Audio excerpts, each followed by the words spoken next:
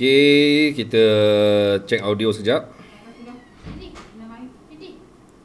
Cek audio sekejap. Sekejap. Sekejap, cek audio. Okey, audio okey. Alright, sebentar. Ya, Waalaikumsalam Muhammad Syaifullah. Baik. Sementara tunggu yang lain masuk, tekan butang share dulu. Tekan butang share dulu. Saya pun nak kena tekan butang share. Saya nak share dekat page lah. Sekejap. Saya punya page saya belum share. So maybe ramai yang tak tahu yang live malam ni dah pun diubah kembali ke wall.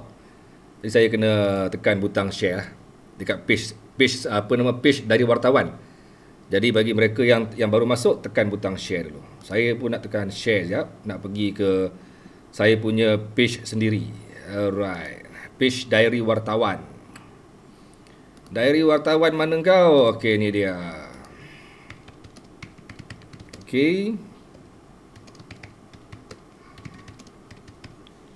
Korang dah share ke?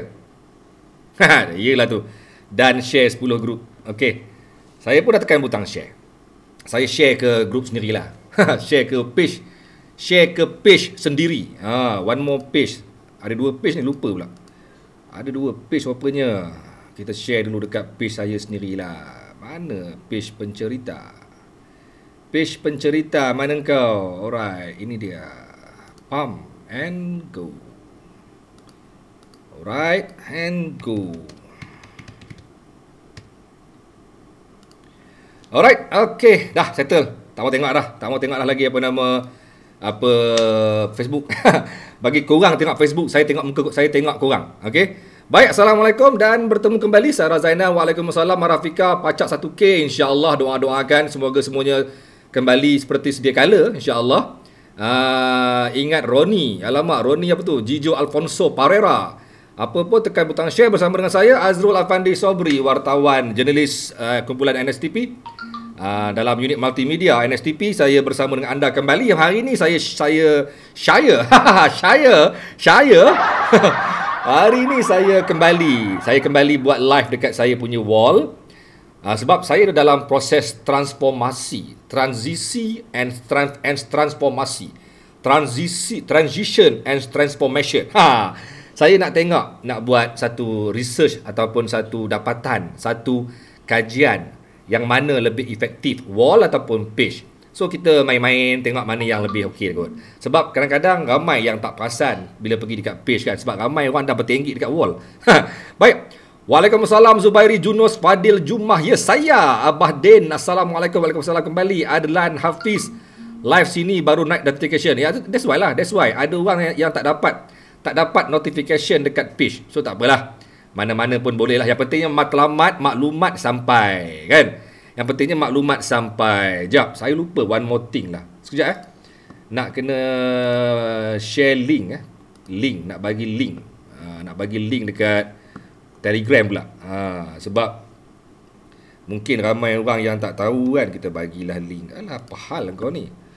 Okey. Bagi mereka yang dah pun bersama, Jangan lupa share. Saya nak bagi link dekat grup Telegram. Takut dia orang tak perasan. Kan? So, bam. Okay, and then bam. Mana lagi? Bam. Alright. Baik, okay. Baik, siapa lagi? Faisal Zainal. Waalaikumsalam. Muhammad Syaifullah. Saya dapat 2 notification. Baguslah. Yanti Ali, Waalaikumsalam Yanti. Nora Shikin 456. Apa tu 456 tu? 456. Nombor baik. Test emoji Jamosa. Amboi, test emoji. Awal-awal dah nak bagi test emoji ni. Nora Shikin yang diseru-seru tadi, sila masuk. Siapa yang diseru? Eliza Baihan dan share. Thank you. Azrul Effendi. Nama sama kita. Saya Azrul. Dia ni Azrul Afandi. Assalamualaikum from Azrul to Azrul. Alamak, so sweet. Alright, baik. Sebelum kita start belanja layan live kita sepanjang lebih kurang 2 jam, saya akan buka lagu dulu. Topik hari ini tuan-tuan, awas. Awas, be careful. Awas and be careful. Awasi anak anda. Awasi anak anda. Sebab tuan-tuan, Untuk makluman, kongsi gelap sentiasa mengambil peluang, sentiasa mencari ruang dan peluang untuk merekrut anak-anak remaja. Anak-anak remaja ni bukan yang berusia 15, 16, 17 tak tuan-tuan. Seawal usia 13 tahun. Malah mungkin lebih muda dari itu. So sebelum kita start dengan tajuk hari ini, Waalaikumsalam Abang Syahir Osman. Sebelum kita start dengan topik hari ini, jom kita belanja dulu lagu yang pertama. Lagu yang pertama dan terakhir. Satu lagu cukup lah. Okey, baik, jom kita layan lagu Gangster. Lagu Gangster. Baik, lagu Gangster. Jom belanja lagu Gangster. Mana dia? Tiba-tiba gelap. Apa hal gelap? Apa hal gelap? Saya gelap. Tiba-tiba lagu dia gelap. Sudah. Tiba-tiba dia gelap. Dia buat hal pula. Dia tak bagi ke lagu ni? Dia tak bagi lagu ni ke? Dia tak bagi ke saya nak buka lagu ni? Lagu dah best ni, lagu best. Tiba-tiba dia gelap. Memang hari betul lah. Okey, baik. Tiba-tiba dia gelap pula. Nak klik apa pun tak boleh. Melampau batasan lah korang ni. YouTube ni pun dia buat hal lah. Tiba-tiba dia gelap dan dia tak bagi kita play lagu tu. Adakah dia nak kata lagu ni ada copyright yang sangat-sangat di copyright? Kan? Dia gelap terus. Nora Syikir gelap mata Baik. Jom kita tengok. Agak-agak kali ni okey. Alright, jap. Lagu ni best. Gangster Paradise. Baik. Waalaikumsalam. Alright, jom kita belanja lagu ni. Bukan senang nak bawa topik ni tuan-tuan. Sebenarnya betul. Saya akui tak senang nak bawa topik ni. Saya terpaksa kontak 2-3 orang kawan-kawan saya untuk nak bagi pendapat dia orang. Adakah dia orang bersetuju topik ini dibawa? Kerana once saya bawa topik ini, dia akan memberi impact, satu implikasi yang pelbagai. Ada pihak yang mungkin akan menyalahkan saya kerana tiba-tiba saya membuka topik ini. Ada orang kawan-kawan saya mungkin yang dalam sekitar kehidupan saya mungkin akan merasakan macam melampau saya sentuh topik ini.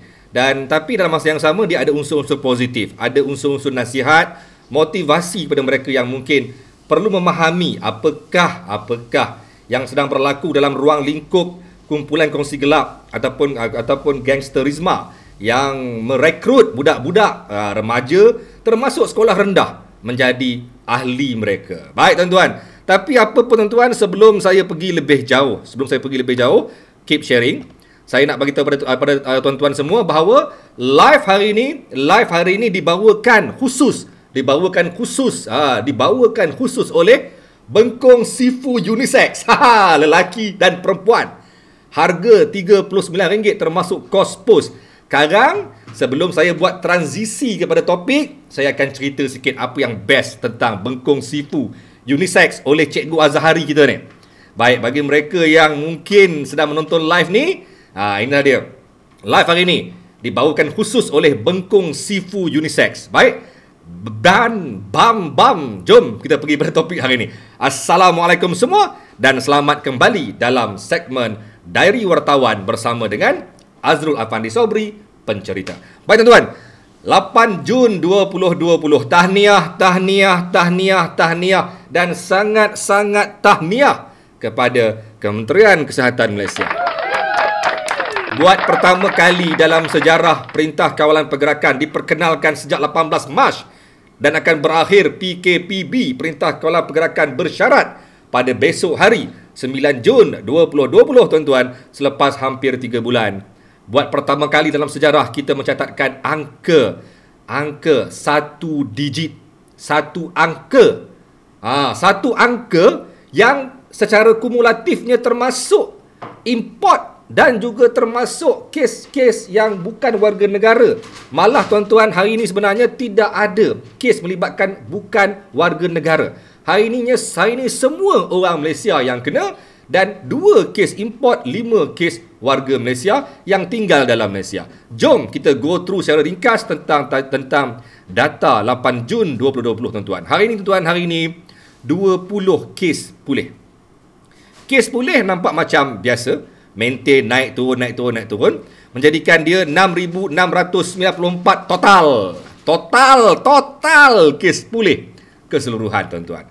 Menjadikan 80.4% daripada semua kes dan 7 kes baru dilaporkan, menjadikan total ataupun kumulatifnya 8,329 kes keseluruhan. Menjadikan kes aktif ataupun kadar kebolehjangkitan dalam Malaysia ialah 8,329 kes. 1,518 kes aktif ataupun kadar kebolehjangkitan. Tuan-tuan, 6 sedang dirawat di ICU, 1 memerlukan bantuan pernafasan dan tiada kes kematian, kekal dengan 117 kes kematian keseluruhan, 1.4%. Satu berita yang bagi saya amat melegakan pada ketika pelbagai pengumuman dibuat oleh tiga kementerian, tuan-tuan. 3 kementerian hari ini fokus kepada Perintah Kawalan Pergerakan Pemulihan ataupun PKPP ataupun RMCO. PKPP yang saya cakap, Perintah Kawalan Pergerakan Pemulihan. Tuan-tuan, 3 kementerian hari ini membuat sidang media. Yang pertama, Menteri Kanan Keselamatan bagi pihak MKN. Yang kedua, Menteri Belia dan Sukan, Datuk lupa nama dia dah. Alamak, Datuk Rizal Naina Marikan. Datuk Rizal Naina Marikan membuat sidang media bagi pihak Kementerian Belia dan Sukan. Dan yang ketiga, Kementerian Kesihatan Malaysia melalui Datuk Nur Hisham Abdullah. Ketiga-tiganya memfokuskan kepada PKPP. Al-maklumlah, bukan al-maunah, al-maklumlah. Ramai orang, hari-hari saya terima soalan daripada, sebab saya ni punya live dalam dunia orang-orang sukan, orang silat lah, orang bina badan lah. Walaupun saya ni tak adalah muscle pun, tapi kawan-kawan saya ramai yang bodybuilder. So saya dapat soalan yang sangat banyak daripada mereka ini, nak tanya gym bila buka, silat boleh berlatih ke tidak. Jadi hari ini pengumuman yang dibuat oleh kementerian sangat-sangat membantu mereka, walaupun masih samar-samar sebenarnya. Masih samar-samar kerana pelbagai SOP yang diperkenalkan oleh kementerian malah dalam FAQ ataupun dalam hebahan, dalam edaran yang diberikan, masih lagi ada ruang-ruang yang boleh dipersoalkan. Boleh ke begini? Boleh ke begitu? Kalau ini kalau ini salah ke tak? Boleh. Boleh. Tak boleh tu. Jangan. Kan? Jadi pelbagai spekulasi, pelbagai maklumat yang belum cukup jelas sebenarnya, dan saya percaya pelbagai agensi sukan, pelbagai peserta-peserta sukan sedang bersedia untuk membuat hebahan mereka, SOP mereka, sama ada boleh ataupun tidak. Contohnya, soalan pasal silat. Cikgu, boleh tak silat nak buat latihan gelanggang? Ramai dah mula resah ni. Ramai dah mula duk risau ni, bila nak boleh start latihan ni. Tapi tuan-tuan, kalau ikut daripada SOP kementerian, antaranya ialah latihan silat ataupun latihan-latihan sukan. Semua jenis latihan yang berbentuk kumpulan boleh dibuat. Sudah pun boleh dimulakan bermula 10 Jun. Tapi tuan-tuan, masalahnya ialah SOP-nya agak mengelirukan ataupun belum jelas. Contohnya, latihan boleh dibuat tapi tidak ada sentuhan. Alamak, latihan silat kena ada pegang-pegang, kena ada kuncian, kena ada kak, kena ada kung, kena ada kak. Kalau setakat baik tumbuk, sepak sampai kesudah dia orang boring. Dia orang nak rasa pam, nak rasa kap, nak rasa kap. Dia nak rasa yang itu. Tapi masalahnya tak boleh sebab tidak ada sentuhan yang dibenarkan dalam mana-mana latihan, termasuk sukan-sukan yang lain. Jadi maka ketika itu timbullah pelbagai sembang-sembang lawak. Dia orang kata apa? Tak apalah kalau macam tu kita ajar anak murid kita ilmu batin. Main jurus je. Jarak jauh. Abugan. Tak boleh pegang kuncian, tak boleh main, tak boleh. Jadi pelbagai persoalan yang masih lagi belum jelas lah kan. Tapi sebenarnya saya bersetuju dengan semua SOP itu. Betul. Sentuhan tak boleh. Selagi mana berbentuk sentuhan tak boleh. Jadi pandai-pandailah cikgu silat tu. Apa dia nak buat? Yang penting aku dah bagi korang berlatih. Sekarang berlatih ikut SOP. Dah. Jangan degil, jangan bangkang, jangan tanya lagi. Oh, ini tak boleh, ini tak boleh. Jalan saja. Jalan saja. Jangan banyak bunyi lah. Orang dah bagi kau berlatih je lah. Nak tanya pula, nak bangkang. Saya bangkang. Saya ni orang silat. Saya mesti ada kuncian. Kuncilah rumah kau sendiri. Okey, baik. Alright. Street Fighter. Abu Gun. Berlatih lah tu. Berlatih lah main. Assalamualaikum. Okey, baik. Alright. Dan juga suka-suka lain juga sebenarnya seperti gymnasium. Sudah pun dibenarkan beroperasi. Tapi SOP yang lebih ketat ataupun SOP yang tepat belum lagi saya rasa sampai ke pihak pengendali gym.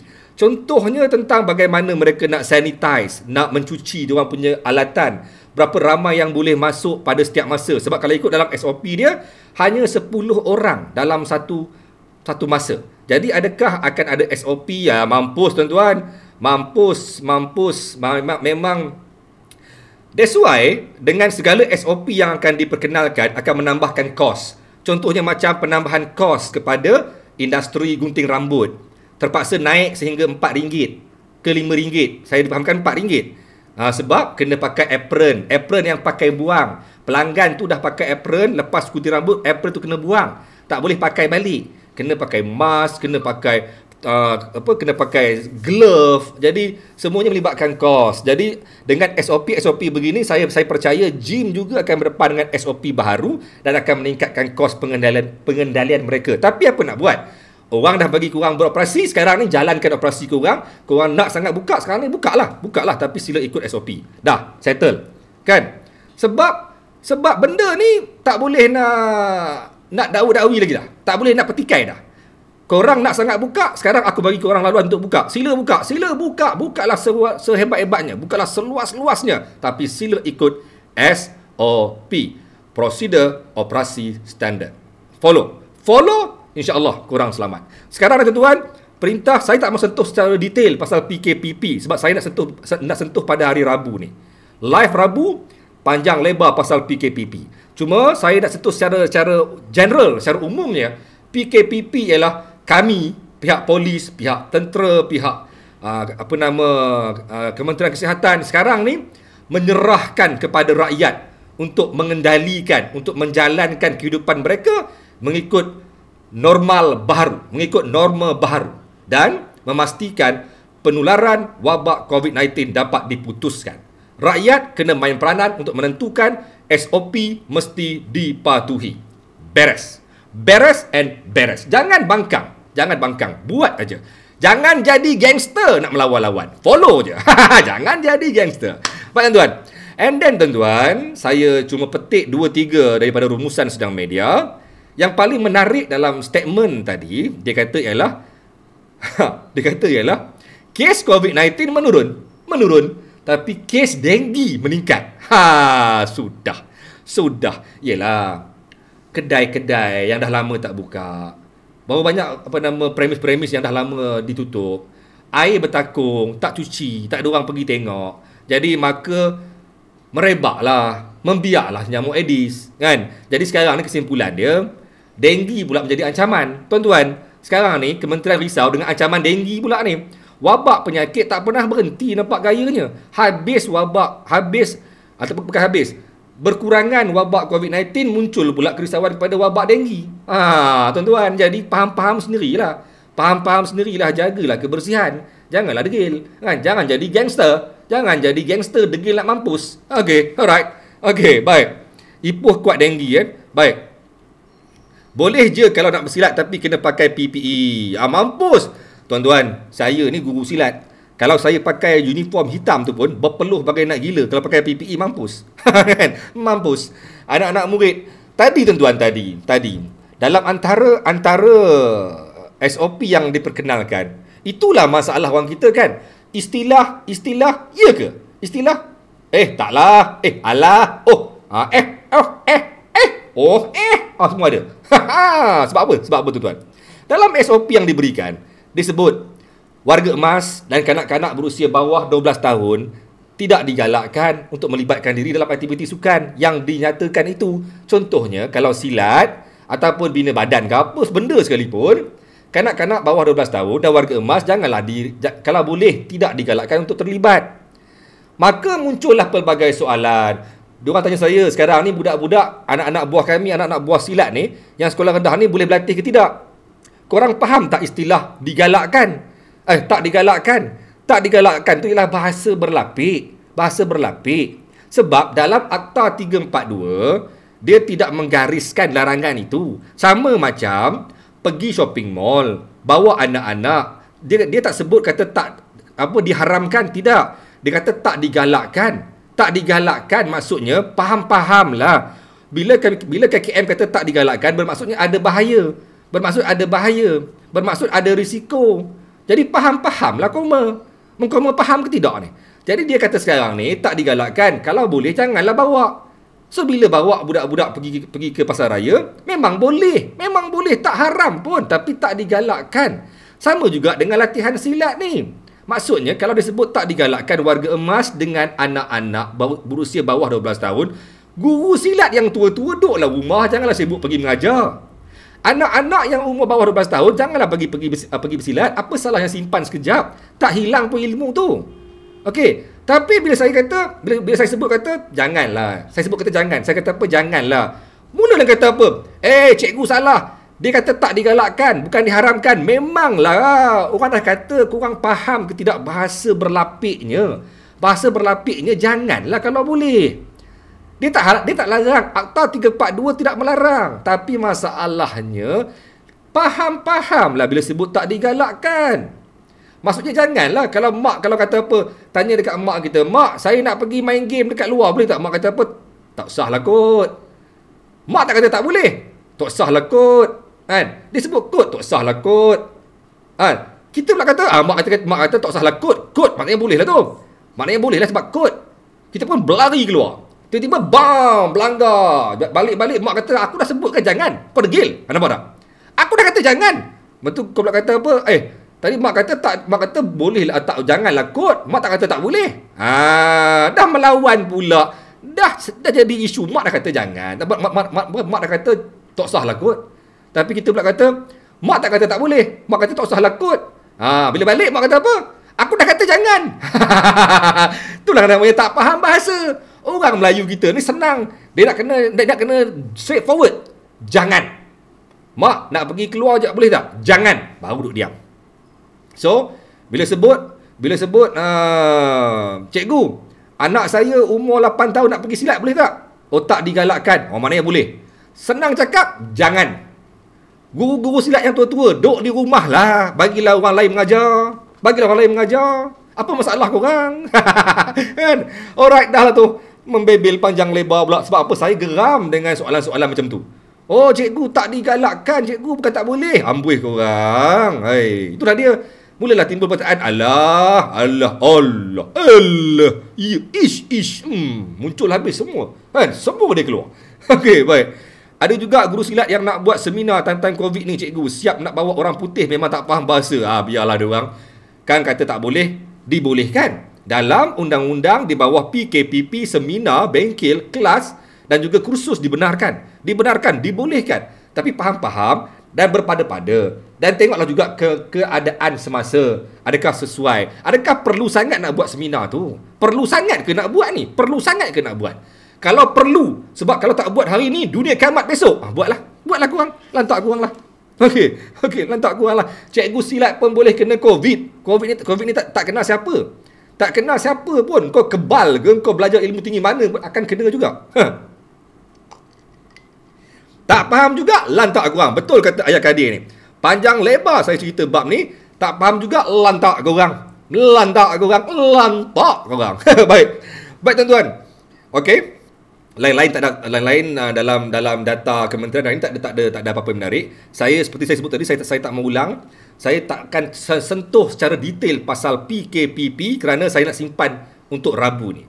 Saya nak study dulu betul-betul apa yang dibentangkan, apa yang diedarkan, apa yang dihebahkan, apa yang dipersoalkan, dan saya akan jawab pada Rabu ini. Apa yang boleh, apa yang tak boleh, apa yang tak digalakkan, apa yang digalakkan, apa yang silalah pergi.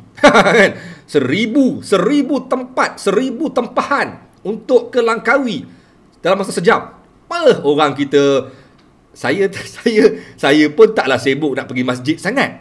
Tapi tuan-tuan, saya tersentuh dengan satu statement, dengan satu status seorang dekat Facebook. Dia kata apa? Masa PKP semua orang sibuk nak perjuangkan masjid dibuka semula. Semua sibuk suruh masjid dibuka semula. Semua tanya, bila masjid nak dibuka ni? Tamat PKP, buat PKPP, bukan masjid yang dicari, Langkawi dia orang cari. Betul. Saya ni bukanlah apa nama kaki masjid, tapi terasa juga betul juga kan. Masa PKP semua duk sibuk perjuang macam kau ni kaki masjid sangat.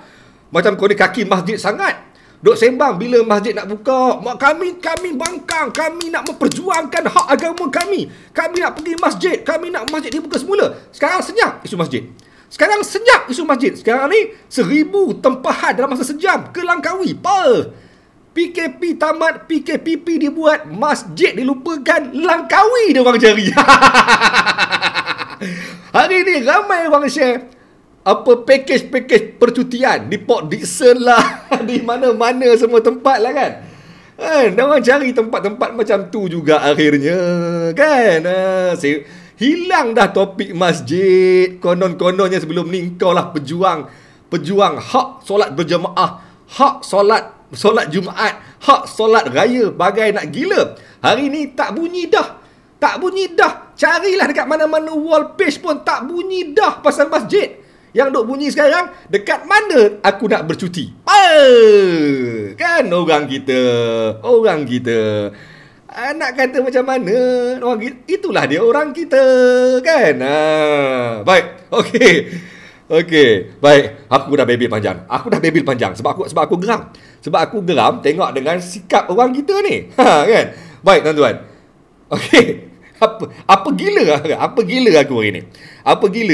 Mungkin gila sebab geram. Sebab pantang diberi ruang, pantang diberi peluang, semua dah mula sibuk nak buat benda yang bukan. Semua dah mula merancang benda yang bukan. Semua dah mula nampak macam no more COVID-19 di Malaysia. Tuan-tuan, COVID-19 masih ada tuan-tuan. Walaupun hanya 5 kes warga tempatan yang kena hari ni tuan-tuan. Walaupun hanya 5 kes tuan-tuan. Tapi tuan-tuan kena faham yang dia belum selesai. Peperangan belum tamat tuan-tuan. Semua kes-kes ini ialah kes-kes dalam kluster, kes-kes dalam PKPD, kes-kes yang surveillance case, kes-kes pre-operation, kes-kes yang memang nampak depan mata, kes-kes yang tak nampak depan mata, kes-kes yang terselindung, kes-kes yang tersorok masih banyak sebenarnya tuan-tuan. Percayalah, you can hold my word, percayalah masih ramai di luar sana yang tanpa gejala sedang bawa COVID-19. Percayalah. Cuma kita tak tahu sebab kita tak mampu nak buat saringan kepada semua orang. Bak kata kementerian, bak kata ketua pengarah kementerian semalam. Dia kata apa? Kalaupun dibuat ujian hari ni buat ujian kepada warga asing, hari ni buat ujian, dia disahkan negatif, dia sihat, tak semestinya ujian tu boleh pakai sampai setahun tuan-tuan.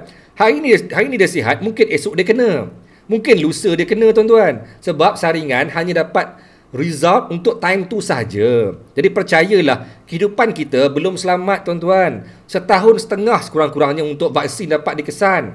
1.5 tahun, dan dalam tempoh 1.5 tahun itu, kita sekarang ni bergantung kepada SOP, iaitu antaranya penjarakan sosial, menjaga kesihatan, penjarakan dalam semua aktiviti. Kita kena jaga diri kita sendiri. Terus sekarang ni sebenarnya COVID-19 belum selesai. Jangan beryak-yak-ye, jangan nak terus. Jangan. Baru nak dibuka PKPP, baru tak buka lagi. Kita ada lagi 2 hari dalam PKPB. Tapi tuan-tuan, sebenarnya saya akui bahawa segala-galanya sudah pun dibuka. Kita akan nampak bermula 10 Jun ini, kita sudah mula rasa selesa. Bergerak ke sana sini, nak merentas negeri dah boleh, nak balik kampung. Saya tadi pun saya call mak saya. Saya beritahu, mak, Raya Haji, Aleh balik. Aleh. Mengaku ni, nama saya Aleh. Aleh ni nama kampung saya. Saya ni Azrul Afandi Sobri, ataupun nama saya dipanggil pencerita kan. Tapi, nama kampung saya Aleh. Saya call mak saya, mak, Aleh nak balik Raya Haji ni seminggu, mak. Belum lagi dibuka ni. Dah call lah mak bagi tahu sebab apa rindu nak balik kampung. Tapi maksudnya, semua akan dibuka, semua akan dibenarkan, dan kita akan sudah mula boleh bergerak bebas. Ya, kita takkan nampak lah kita akan rasa seperti sedia kala. Seperti sedia kala. Cuma dalam, kenapa kalau semua sedia kala, kenapa tak tamat aja PKP tuan-tuan? Kenapa tak stop aja PKP? Sebab kita nak melaksanakan Akta 342. Maksudnya siapa yang degil, siapa yang melanggar SOP boleh dikenakan compound. Itu sebabnya. Kita nak kerajaan masih mampu melaksanakan segala penguatkuasaan dan pemantauan yang sebaik-baiknya dalam tempoh PKP. That's why menggunakan Akta 342. That's why PKP tak boleh tamat selagi mana kita belum cukup selesa. That's why dia masih lagi dipanjangkan dalam tempoh PKPP. Kena faham. Tapi kita sudah mula boleh bergerak bebas. Sudah mula boleh pergi ke sana sini. Sudah mula boleh membuat semua aktiviti. Nak main bowling ke, nak main apa, nak main biliar, snooker, kaki biliar, kaki jolok ni. Mainlah biliar, mainlah, tak ada masalah. Tapi tuan-tuan, dalam SOP. Faham tak? Faham? Kalau faham, okey. Baik. Okey, Cikgu Aleh confirm balik kampung, Mak. Betul. Alright, kalau lah boleh pasang alarm dekat badan bila COVID hampir. Ada alarm Aida Kelang Baik. Cikgu Aleh confirm balik kampung. Betul. Okey, Cikgu Aleh. Baik. Alright, tuan-tuan. Sebelum saya pergi ke tajuk yang utama pada hari ini. Tuan-tuan jangan risau. Tajuk PKPP, huraian penuh, huraian detail, perkongsian detail pasal PKPP saya akan buat pada Rabu ni.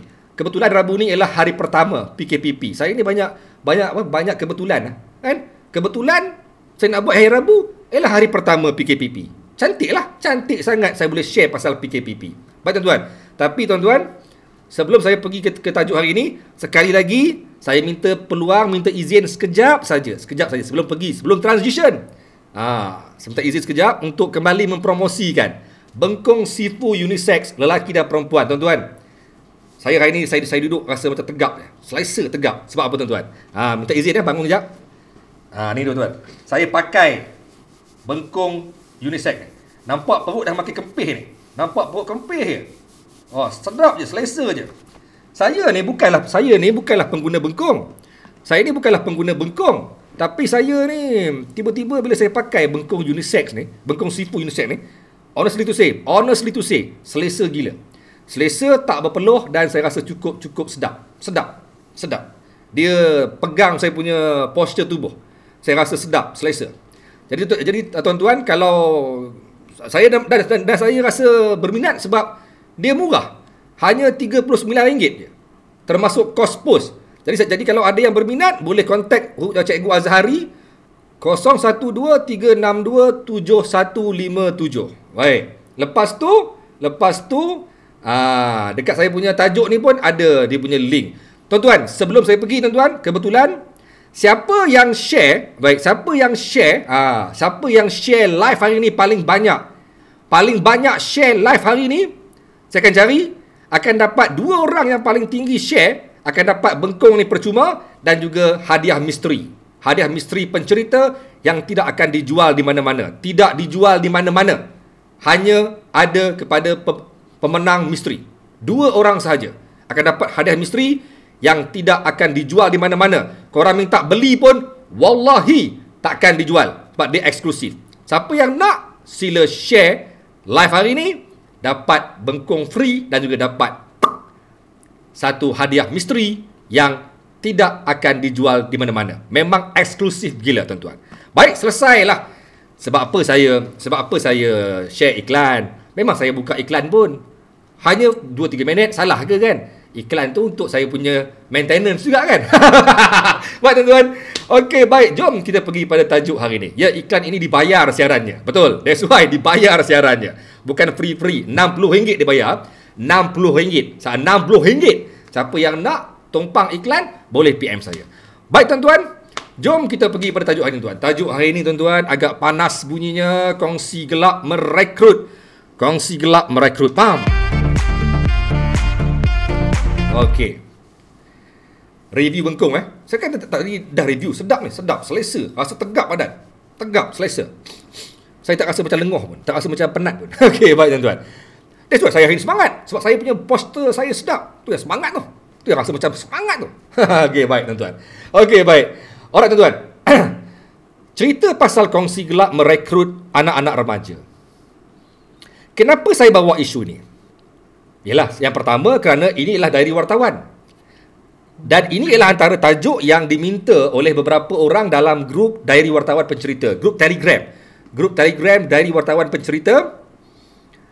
Ada permintaan untuk saya bawa tajuk kongsi gelap merekrut remaja. Dan kebetulannya pula memang dalam 3-4 tahun lepas saya pernah buat satu laporan khas pembongkaran laporan khas berkenaan dengan kongsi gelap yang merekrut budak-budak sekolah menjadi ahli mereka. Kebetulan saya pernah buat benda tu, dan bila ada permintaan tentang tajuk ini, saya nampak this is the right time. Dan saya tak perlu gunakan sesiapa pun. Saya tak perlu call mana-mana pakar pun, kerana saya pernah buat pasal topik ni. Tuan-tuan, tapi sebagai mukadimah tuan-tuan, sebagai mukadimah dia, apakah kongsi gelap? Kongsi gelap kalau menurut terma kerajaan, dia refer kepada pertubuhan haram yang menjalankan aktiviti haram. Okey? Pertubuhan haram yang menjalankan aktiviti haram. Banyak pertubuhan haram di negara ini tapi tak buat aktiviti haram, tuan-tuan. Contohnya, okey, saya ambil senanglah, saya ambil silat. Okey? Silat banyak, ada lebih kurang 200 lebih silat yang berdaftar di bawah Pesaka Malaysia, Persekutuan Silat Kebangsaan Malaysia, dan juga mereka berdaftar dengan ROS, Registry of Society, pendaftar pertubuhan. Dan apabila mereka berdaftar dengan ROS, mereka ialah pertubuhan yang sah. Tapi tuan-tuan, ada banyak juga gelanggang-gelanggang silat di luar sana yang berlatih di kampung, berlatih di ceruk-ceruk sana. Dia orang ni tak daftar pun. Dia orang tak mendaftar dengan mana-mana agensi, mana-mana society ataupun ROS maupun ROI ataupun Registry of Youth ataupun Kementerian Belia dan Sukan. Mereka hanya bergerak secara kampung. Kalau ikut terma, mereka ni ialah satu kelab ataupun pertubuhan haram yang berlatih tanpa ada sijil pendaftaran. Tapi mereka ni bukannya kongsi gelap. Sebab mereka hanya pertubuhan ataupun kelab haram tapi menjalankan aktiviti halal, iaitu mengajar ilmu silat. Jadi mereka ni bukanlah kongsi gelap. Kongsi gelap merujuk kepada satu pertubuhan, satu gabungan, satu kumpulan yang tidak berdaftar dan menjalankan aktiviti haram seperti samun, rompak, jenayah-jenayah berat, kecil, malah apa saja aktiviti haram yang lain. Dan mereka inilah yang saya maksudkan sebagai kongsi gelap yang merekrut anak-anak remaja. Baik tuan-tuan, sambung sikit lagi. Apabila saya sentuh tentang topik ini, maka akan adalah, saya yakin akan adalah komen-komen negatif yang kata, ini 3 line lah, ini pekidah lah, ini bla bla lah. Banyak tuan-tuan. Saya kira mungkin sudah ada ratusan nama-nama yang berdaftar yang menggunakan kaedah perjuangan seperti 3 line. Tuan-tuan, kalau ada yang marah saya sentuh pasal 3 line ni, saya minta maaf. Kalau ada orang 3 line dalam grup ni, saya minta maaf. Sebab tuan-tuan, betul orang kata, cikgu janganlah sentuh bab 3 line. Ini satu benda yang tersirat, benda yang tersembunyi. Alah. Semua dalam grup ni, semua yang ada dalam ni, termasuklah perempuan, wanita maupun kanak-kanak yang kalau tengok live ni, semua dah tahu dah nama 3 line. Semua dah biasa dengar 3 line. 3 line ni bukan lagi benda yang tersirat. Bukan lagi benda yang tersembunyi. Anak saya pun tahu pasal 3 line. Dia orang tahu apa dia 3 line. Mungkin dia orang tak tahu secara detail, tapi dia orang tahu adanya 3 line dalam Malaysia. Wife saya pun tahu 3 line. 3 line ni bukan macam dulu. Dulu zaman-zaman saya budak-budak ni, 3 line ni sangat-sangat tersirat. 3 line ni sangat-sangat tersembunyi.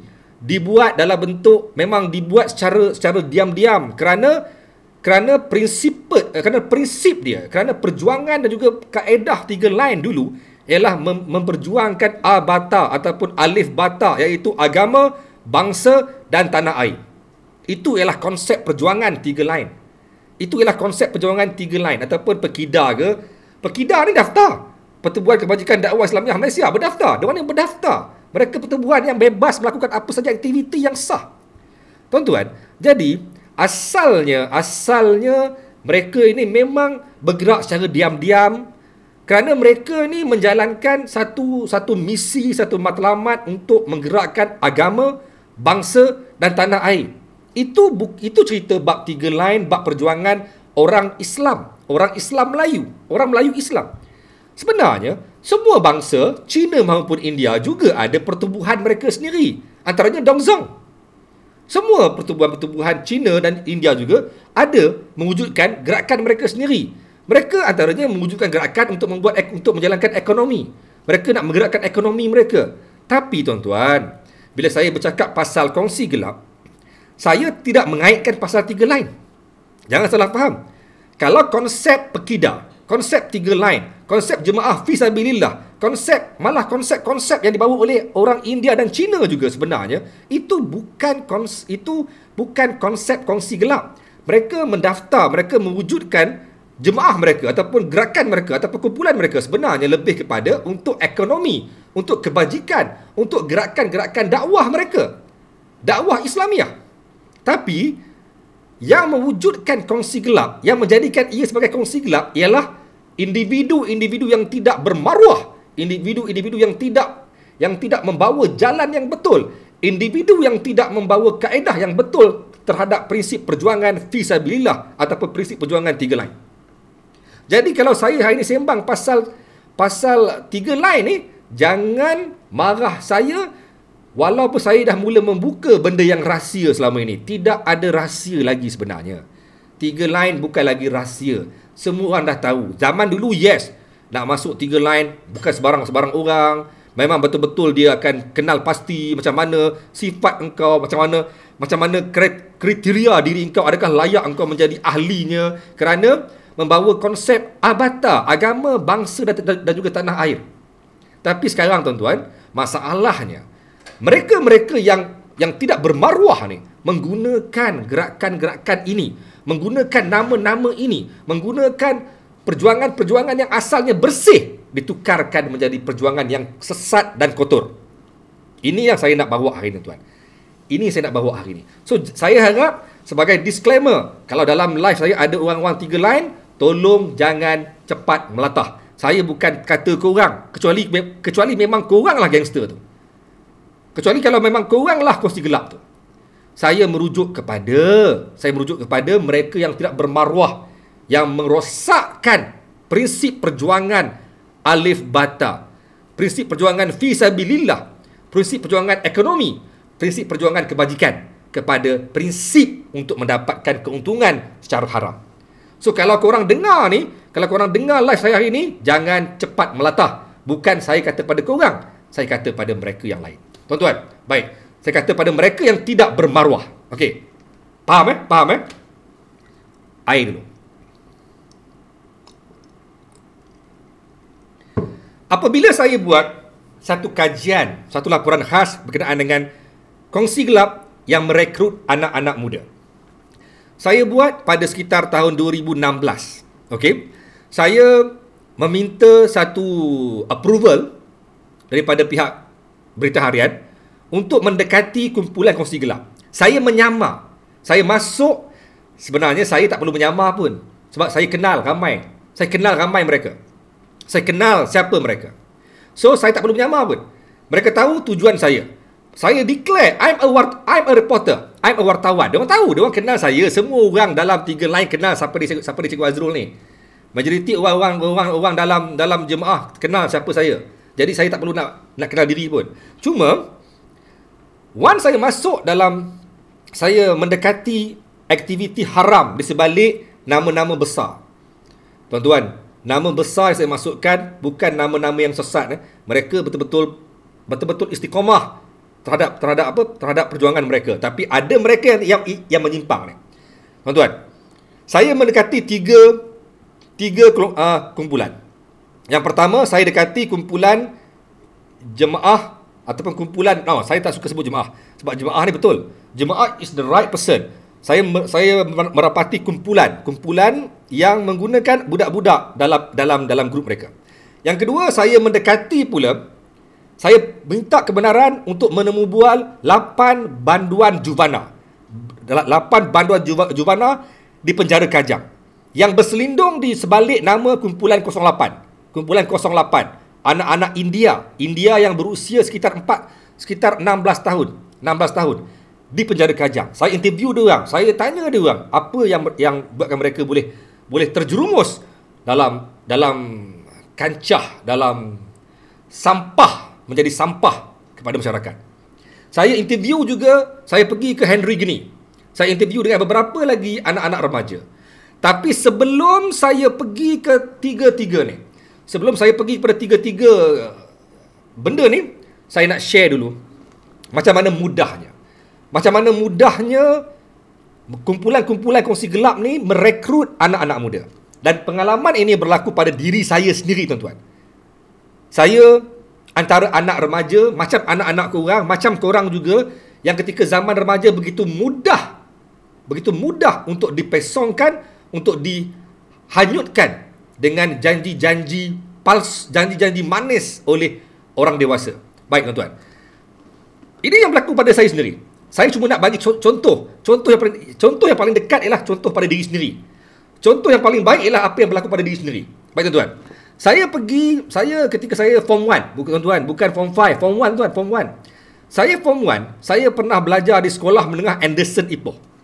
Sekolah menengah Anderson Ipoh. Okey.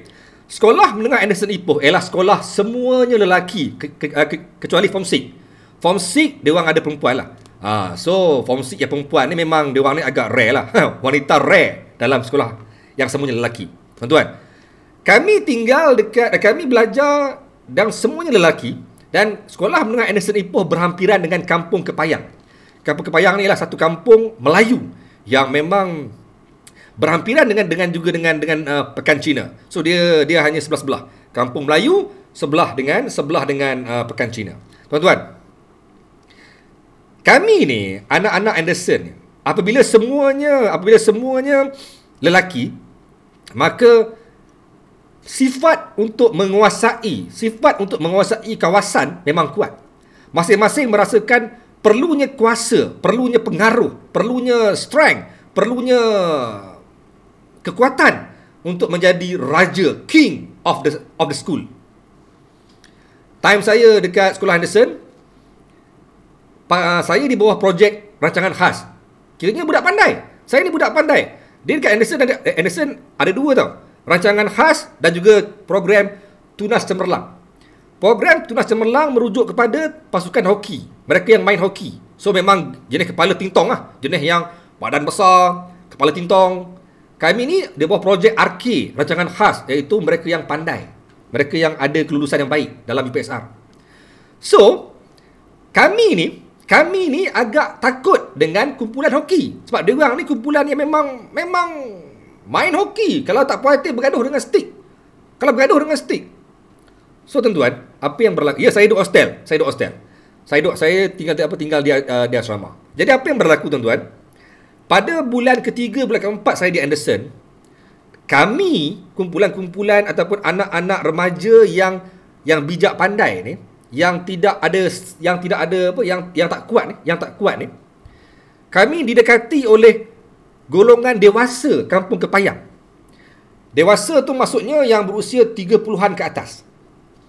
Mereka mendekati kami dan mereka menawarkan kami untuk menyertai kumpulan mereka. Yang namanya saya pun dah lupa dah nama kumpulan tu. Dengan bayaran. Dan mereka menjanjikan akan memberi perlindungan penuh kepada kami semua. Akan memberi perlindungan penuh dan akan memastikan kami ini dijaga sebaik-baiknya. Bagi tahu je siapa yang usik, korang siap. Siapa yang sentuh, korang siap. Tuan-tuan, kami didekati oleh lebih kurang 4 ke 5 orang. 4 ke 5 orang dewasa. Orang yang berumur 30-an ke atas, ada yang berumur 40-an. So, apabila kami merasakan perlunya perlindungan, perlunya dilindungi. So, saya ni antara yang bersama dengan lain bersetuju untuk menyertai mereka masuk ke kumpulan tu dengan bayaran sekitar, saya tak silap, bayaran penyertaan lebih kurang dalam RM50. Kami sanggup gunakan duit ibu bapa ni untuk bayar masuk kumpulan tu. Dan apabila masuk kumpulan, dia ada pula sistem hierarki dia, sistem piramid dia. Siapa yang dalam ramai-ramai kami ni yang paling yang paling mereka senangi, yang paling rapat dengan kepala dia nama dia Abang Mi. Abang Mi ni saya rasa dia pun dah tua dah. Kalau saya sekarang ni dah umur, kalau saya sekarang ni umur saya 25. Saya 25. Saya ni sekarang umur saya 25 25. Kalau saya ni 25, Abang Mi mungkin dah berumur 60 kot. Okay. So saya didekati oleh Abang Mi ni, dan Abang Mi ni melihat saya ni yang paling rapat dengan dia. Yang paling rapat dengan dia, yang paling baik dengan dia, yang paling senang dihubungi. Sebab saya ni yang paling berani antara semua untuk nak potong pagar, keluar gate, potong lubang, keluar ke, nak lari ke kampung Kepayang cari dia. Okey? Banyak kali sebut 25 Baik. So, once saya dikenal pasti sebagai orang yang paling baik dengan Abang Mi bagi saya satu lambang bulat silver. Silver ke brass, saya lupa dah. Lambang bulat yang ada logo macam logo naga. Logo naga yang bertatahkan macam batu jade. Dekat tengah dia ada macam batu jade. Abang Mi kata, kalau kau nak benda ni, kau bagi aku lagi RM50. Saya kata benda ni untuk apa? Kau bagi aku RM50, kau bawa logo ni, kau pegang logo ni, dan kalau kau lepak dekat mana-mana, contohnya kalau kau lepak dekat McD, tuan-tuan, dekat Ipoh, depan Super Kinta. Depan Super Kinta ada McDonald. Kalau kau lepak dekat McD, kau letak je logo ni, lambang ni atas meja, siapa-siapa tak berani sentuh kau. Siapa-siapa tak berani pegang kau. Sesiapa pun tak berani kacau kau. Tuan-tuan, apabila seorang budak berusia 13 tahun, okey, dijanjikan dengan kuasa hanya dengan menggunakan satu logo, satu crown, kau rasa macam mana? Apa korang rasa? Korang akan rasa, saya akan rasa macam I have a power. Saya ada power. Saya ada kuasa besar. So, saya sanggup bayar nilai RM50 untuk Form 1 sangat besar, tuan-tuan. Pada zaman tu RM50 sangat besar. Okey? Saya bayar RM50, saya dapat crown tu. Sebenarnya crown ni tak bawa apa-apa faedah pun. Tapi apabila saya pegang crown tu, saya rasa macam I have a power. Budak 13 tahun sangat-sangat mudah untuk terpengaruh dengan janji-janji macam ni, tuan-tuan. Dengan power macam ni. Tuan-tuan, saya pergi lepak McDonald seorang-seorang, saya letak atas meja, pam. Dengan belagaknya, pam. And then tengok kanan kiri. Betul? Tak ada orang datang? Memanglah tak ada orang datang. Siapa nak datang tengok kau? Apa sebab aku nak pergi lepak dengan kau? Apa sebab aku nak pergi kacau kau? Tapi saya, apabila saya letak, saya tengok kanan kiri, tak ada orang datang, rasa macam aku dilindungi. Sebenarnya tak ada apa pun.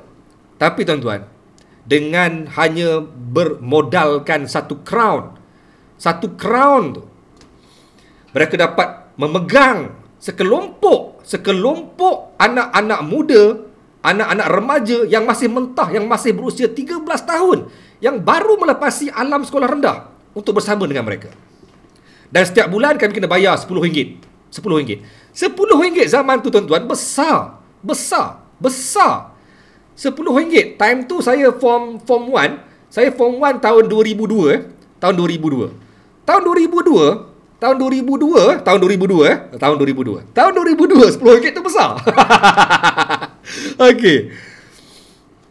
Saya cuma nak menyimpulkan. Saya cuma nak bagi satu kesimpulan terhadap cerita saya.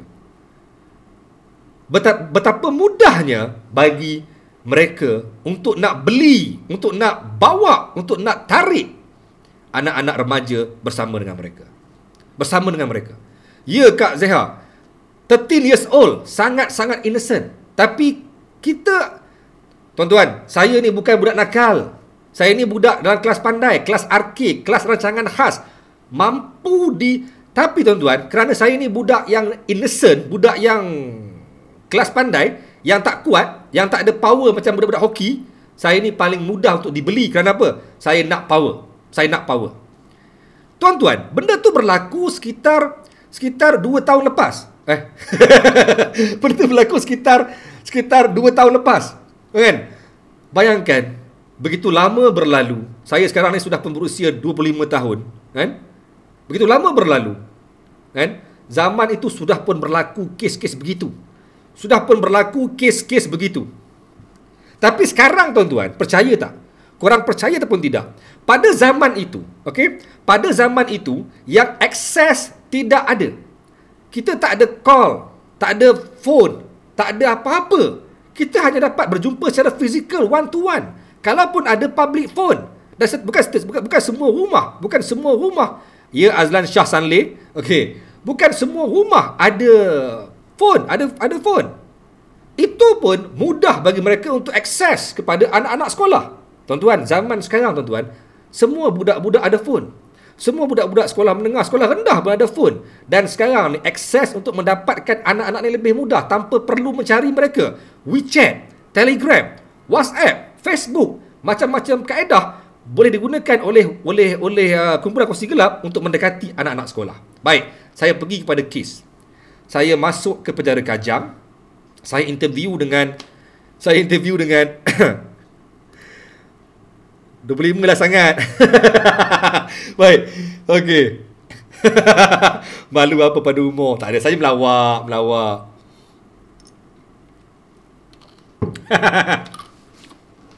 Melawak sikit korang pun. Okey. Saya pergi ke penjara Kajang. Saya bertemu dengan 8 orang anak India. Tuan-tuan, kenapa saya sebut India? Kerana tuan-tuan, dalam membicarakan pasal isu gangsterism, dalam isu kongsi gelap, bukan hanya merujuk kepada orang Melayu sahaja. Orang Melayu, India, Cina, ketiga-tiga kaum ni malah warga asing juga ada kumpulan kongsi gelap mereka.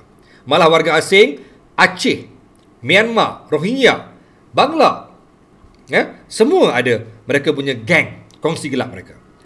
Saya pergi ke penjara Kajang. Saya interview dengan 8 orang anak India yang berusia 16 tahun, tuan-tuan. Saya masuk penjara Kajang, saya duduk, tuan-tuan. Lepas saya 8 orang ni, dia orang rasa walaupun dia orang dalam penjara, tuan-tuan, tapi karakter dia orang, sebab mereka merasa mereka ada kuasa. Mereka merasa mereka ada power. Mereka merasa dekat luar sana ada abang-abang yang jaga mereka. Mereka rasa dekat luar sana ada abang-abang kawasan yang protect dia orang.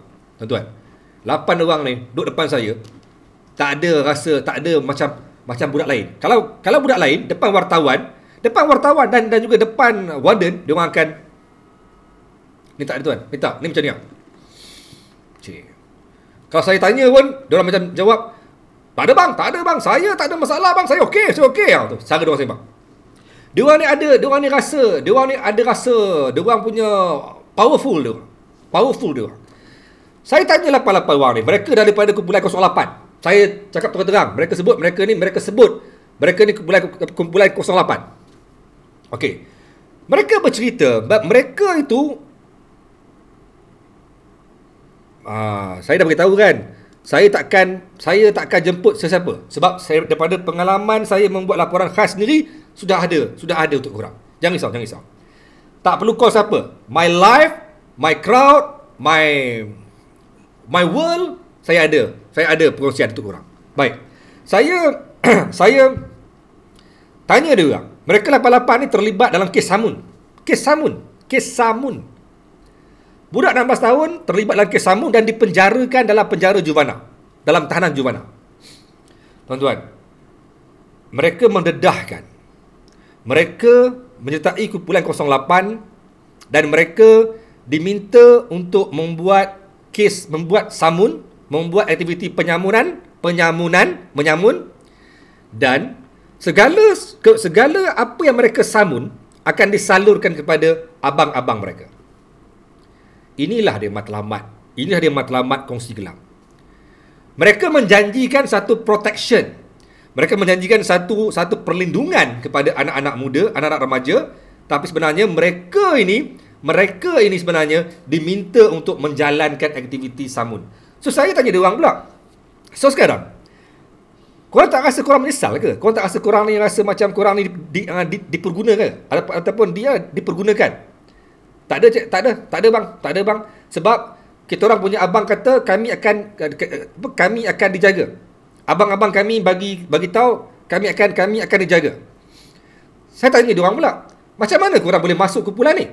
Macam mana dia orang boleh masuk kumpulan kongsi gelap ni?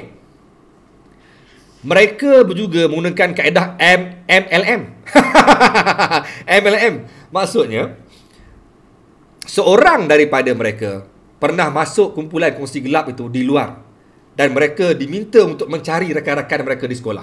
Tuan-tuan, daripada pendedahan yang saya buat, aktiviti merekrut anak-anak remaja dalam kongsi gelap bukan berlaku di luar, tuan-tuan, tapi berlaku dalam sekolah.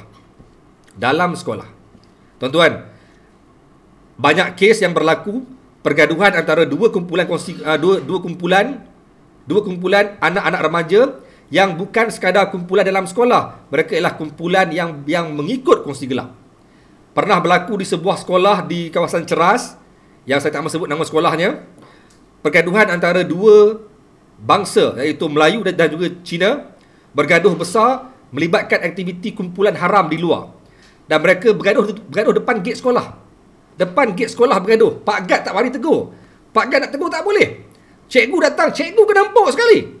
Cikgu kena empuk. Dia orang ni punya dahsyat, tuan-tuan, sampaikan motor dicampak dalam longkang. Okey. Pak Gad nak masuk tak berani, sedangkan bergaduh depan gate sekolah. Ini bukan bergaduh jauh-jauh, tuan-tuan. Keluar gate sekolah, waktu balik sekolah, keluar gate sekolah, bergaduh depan sekolah. Depan gate sekolah, dan melibatkan dua kumpulan haram yang besar di kawasan Ceras.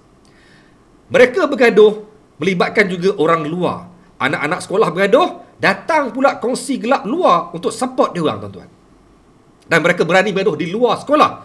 Kerana mereka bukan sekadar berani bergaduh di luar sekolah, mereka juga berani merekrut anak-anak sampai dalam kelas. Ini realiti. Ini realiti. Mereka menggunakan kaedah MLM. Maksudnya piramid sistem. Maksudnya engkau nak jadi abang kawasan, engkau kena cari anak-anak adik-adik kawasan. Di mana adik-adik itu? Cari dalam kelas, dalam sekolah. Ini bukan kenyataan palsu, ini realiti. Bagi mereka yang berada dalam kawasan yang tidak terkesan, sekolah-sekolah luar bandar, pedalaman, mungkin korang rasa macam pelik. Ya ke? Betul ke? Tapi bagi mereka yang berada di kawasan Ceras, Balakong, di kawasan Kajang, di kawasan Selayang, di kawasan-kawasan yang lebih heboh, yang memang ada aktiviti kongsi gelap yang besar, korang akan tahulah. Cikgu-cikgu pun tahu bahawa berlakunya aktiviti kumpulan kongsi gelap yang direkrut dalam kelas, dalam sekolah. Ini bukan sembang omong kosong. Saya seorang wartawan, bukan sekadar seorang wartawan, saya terlibat secara langsung mengenali mereka.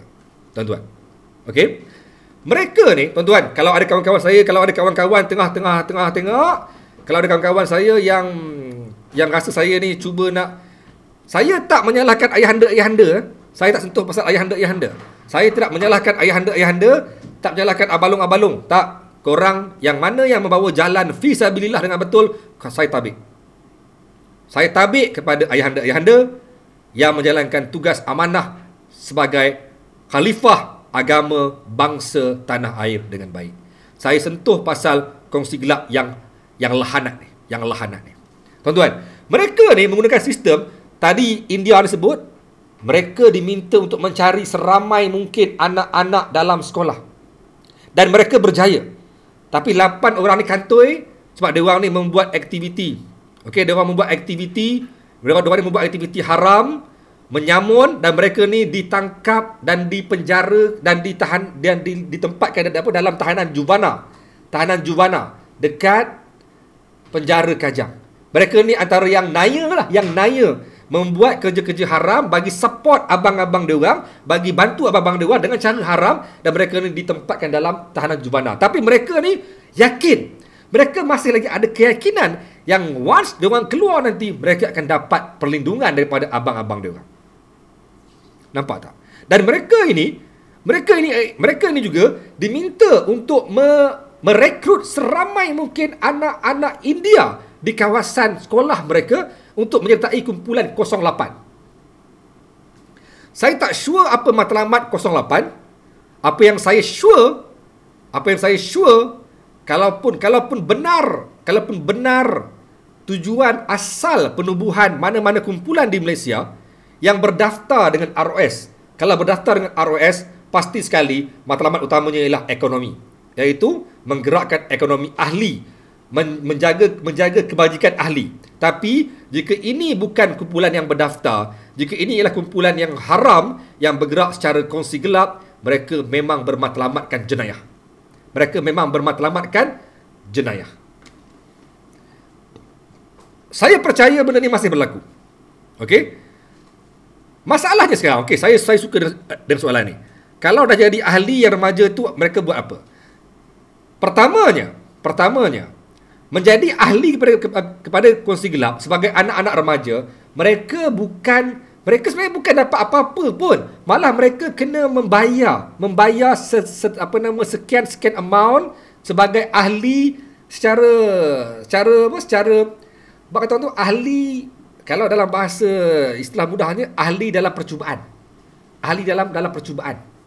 Mereka kena bayar dan mereka diminta untuk membuat aktiviti haram seperti PAU, kutip wang perlindungan, jaga kawasan. Tuan-tuan, saya lupa. Ketika saya membuat time saya membuat laporan khas itu juga, saya juga membuat penyamaran ke kawasan Dorai Sami, Jalan Dorai Sami. Siapa yang tahulah, Dorai Sami ialah tempat disko kelab malam paling havoc dalam Lembah Kelang. Dorai Sami. Saya berada kat sana 2 hari. Saya meletakkan pelbagai kamera yang saya ada. Saya letakkan pelbagai alat-alat untuk saya rakamkan apa yang berlaku di Dorai Sami. Saya berjaya mencari satu kelab malam yang memang dikhususkan, bukanlah khusus, yang memang menjadi tumpuan utama anak-anak remaja bawah 18 tahun.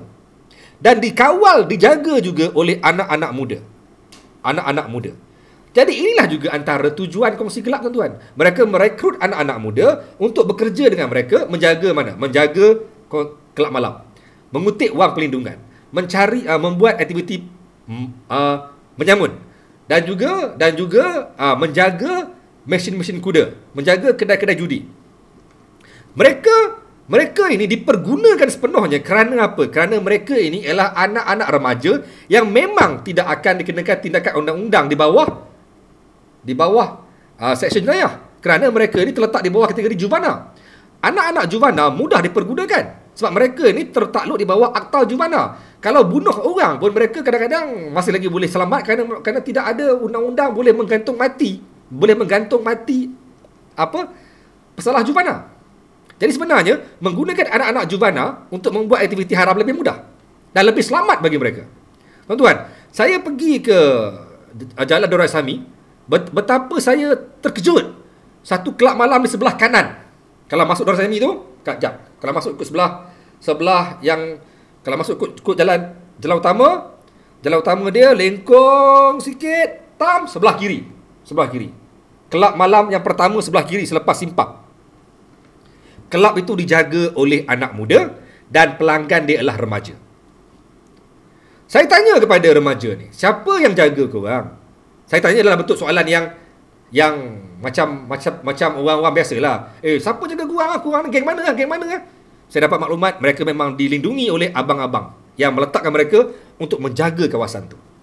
Inilah tujuan matlamat dia, untuk nak tarik anak-anak muda ni, tuan. Untuk nak tarik anak-anak remaja ni bersama dengan orang, kerana mereka boleh dipergunakan dengan mudahnya. Dan mereka ni memang nak, anak-anak remaja dia orang nak duit, dia orang nak perlindungan, dia orang nak pengaruh, dia orang nak kuasa.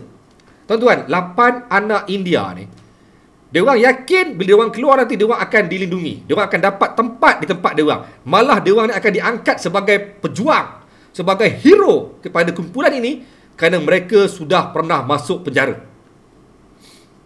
Mereka keluar nanti sebagai bekas pesalah juvana yang confirm akan menaikkan lagi title dia orang. Dan mereka ni akan dilantik sebagai abang kepada orang lain. Abang kawasan. Istilah abang kawasan ni sebenarnya, ramai orang akan salahkan 3 line. No! Saya ulang sekali lagi, 3 line ataupun perjuangan fisabilillah, pekida ataupun semua yang terlibat dalam perjuangan fisabilillah ialah perjuangan alif bata, a bata, agama, bangsa, tanah air. Mereka bukan kongsi gelap. Saya ulang sekali lagi. Ayahanda-ayahanda yang ada di luar sana, banyak yang mendaftarkan ROS, tuan-tuan. Sekarang ni banyak gerakan-gerakan jemaah Islamiah banyak orang-orang yang terlibat dengan gerakan-gerakan fisabilillah, dan juga China, India juga yang ada diorang punya komuniti sendiri mendaftar dengan ROS supaya dapat bergerak dengan baik, supaya dapat bergerak dengan jalan undang-undang. Sebab mereka ni tahu mereka ni bukan membuat aktiviti haram. Mereka membuat aktiviti ekonomi, kebajikan, dakwah kepada masyarakat mereka sendiri. So ini bukan isu tiga line. Ini isu kongsi gelap yang laknat. Kerana mereka ni menggunakan anak-anak muda untuk mendapatkan peluang bagi mereka melebarkan empayar mereka. Kenapa mereka memilih remaja? Kerana remaja yang paling mudah terpengaruh. Tuan-tuan. Now, okay. Kita soal balik. Kita persoal balik. Ya, antaranya ayahanda Rani Kulum. Dia bukannya kongsi gelap. Dia bukannya penjenayah, tapi dipanggil sebagai ayahanda. Sebab inilah dia pejuang masyarakat. So kalau ada yang melatah menyalahkan tiga line, no, jangan sama sekali. Saya bangkang. Okey, tuan-tuan, kena faham. Banyak NGO didaftarkan. Dan bergerak secara halal. Tuan-tuan, dalam Akta Pertubuhan, Akta ROS tidak membenarkan budak bawah umur menjadi ahli. Termasuklah pertubuhan silat. Saya ni gayung. Dalam perlembagaan gayung, tidak boleh gayung hanya menerima orang berusia 18 tahun ke atas menjadi ahlinya. Itu antara perlembagaan dalam Pertubuhan Seni Silat Gayung. Atas 18 baru boleh jadi ahli. Tapi kenapa kita boleh mengajar kepada anak-anak di bawah umur 18 tahun? Kita boleh ajar kepada budak-budak sekolah rendah. Kenapa? Sedangkan syaratnya ialah atas 18 tahun jadi ahli. Itulah namanya rekrut. Itulah namanya merekrut. Gayung juga merekrut anak-anak remaja. Gayung juga merekrut anak-anak sekolah rendah. Tapi merekrut untuk melahirkan anak Melayu yang ada jati diri. Merekrut untuk melahirkan anak bangsa yang ada prinsip abata agama bangsa tanah air. Merekrut anak-anak muda, anak-anak sekolah yang bila besar nanti ada kemahiran mempertahankan diri. Itu juga rekrut. Sama konsep macam kumpulan ini. Sebenarnya kumpulan-kumpulan kongsi gelap ni juga tidak boleh mengambil ahli di bawah umur. Sebenarnya mereka juga ada prinsip mereka walaupun mereka di kongsi gelap. Tengoklah filem-filem dekat dalam TV. Filem-filem Cina dekat dalam TV. Mereka juga tidak akan mengambil ahli budak-budak sekolah. Tidak. Mereka sebenarnya pun ada prinsip. Mereka hanya akan ambil ahli di kalangan mereka yang telah pun melepasi umur 18 tahun. Tapi bagaimana mereka boleh menggunakan budak-budak sekolah ni? Itulah namanya rekrut.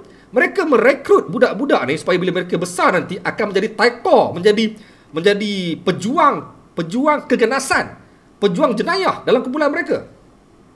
Itu maksud rekrut. Ada dua rekrut yang berbeza. Satu rekrut ke arah kebaikan, rekrut untuk melahirkan generasi bangsa yang ada jati diri.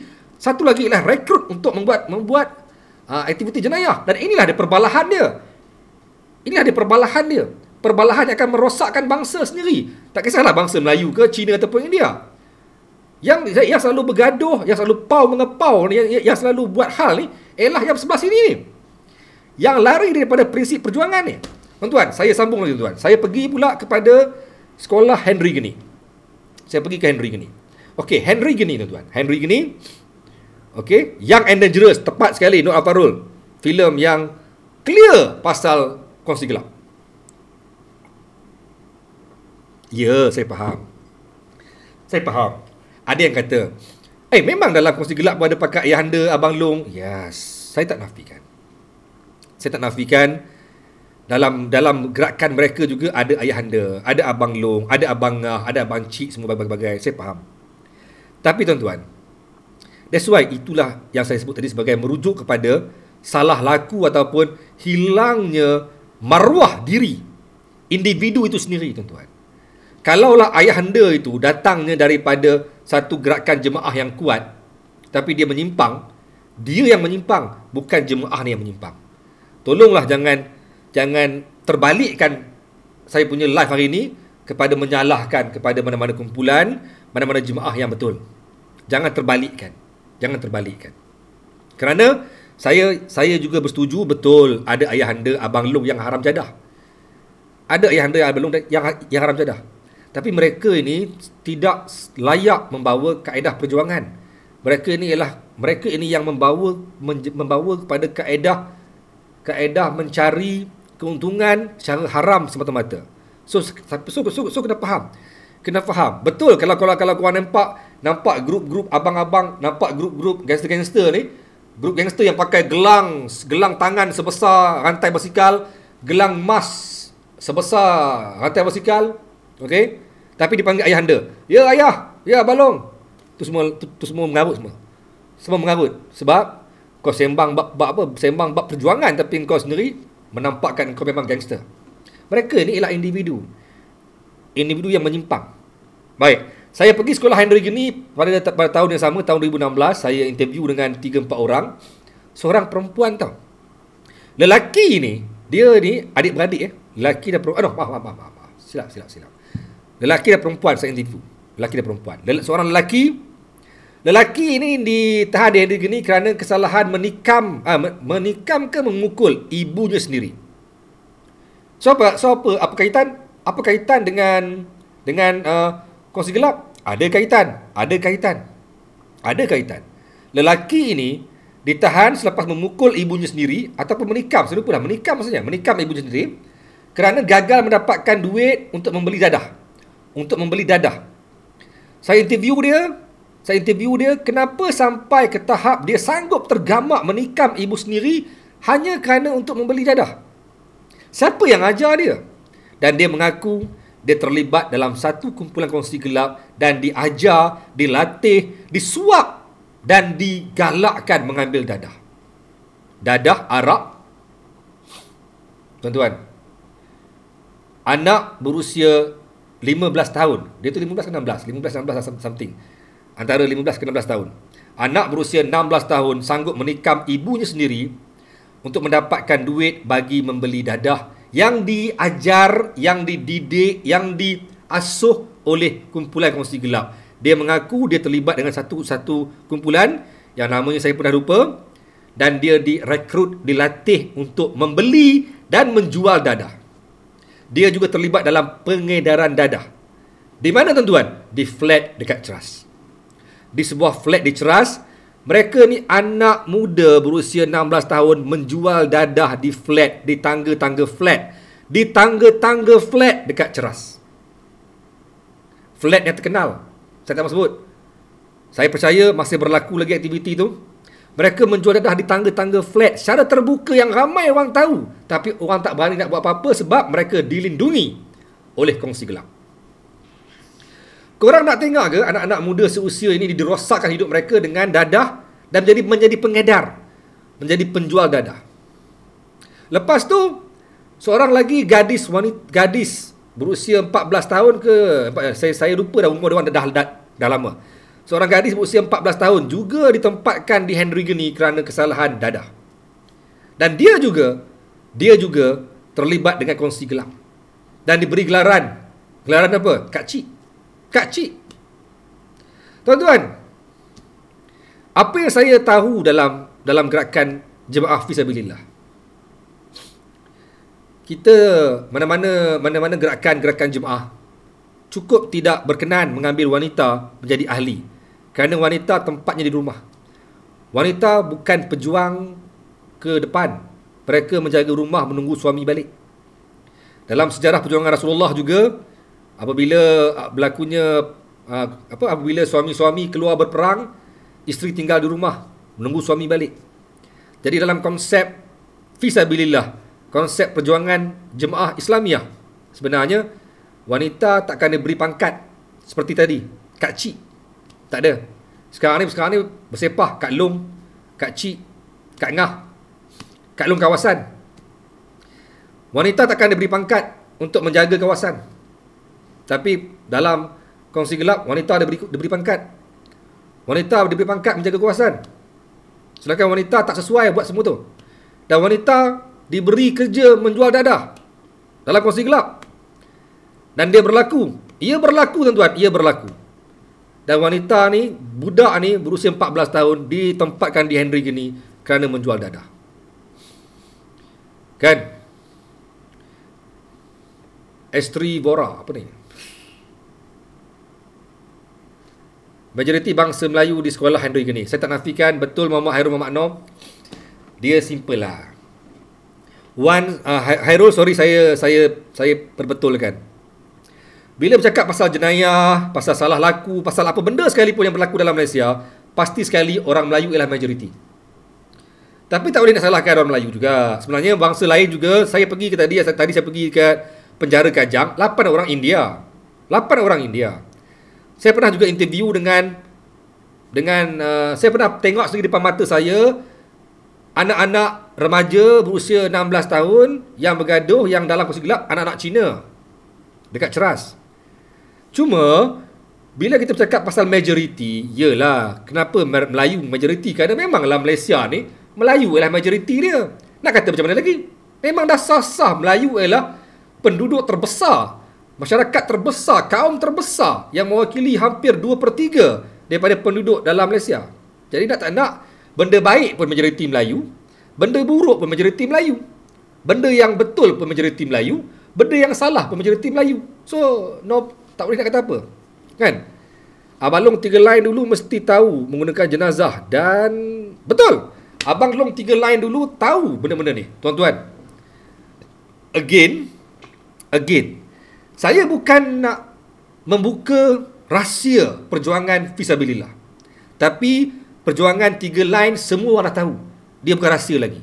Ia bukan rahsia lagi. Ia bukan lagi rahsia sulit orang Islam ataupun orang Melayu. Semua orang tahu pasal Pekidah, pasal itu, pasal ini, nama-nama besar, nama-nama abang-abang yang besar-besar, ayahanda Arani Kulub, semua tu kan. Malah semua orang tahu Pak Lah, bekas PM kita ialah pernah dilantik sebagai presiden Pekidah. Tuan-tuan, dulu abang-abang Long ni, ayahanda-ayahanda ni ialah orang masjid. Orang masjid. Nak jumpa ayahanda, kena pergi rumah dia. Pergi rumah dia relax depan rumah, relax dekat rumah, tengok TV ke, baca Quran ke apa ke, dia relax tenang di rumah. Kalau nak dapatkan ilmu dia, sembang bab agama dengan dia. Tak sembang benda-benda lain tuan-tuan. Tak sembang pasal kedai judi, tak sembang pasal snooker, tak sembang pasal benda yang pelik-pelik, sembang pasal agama.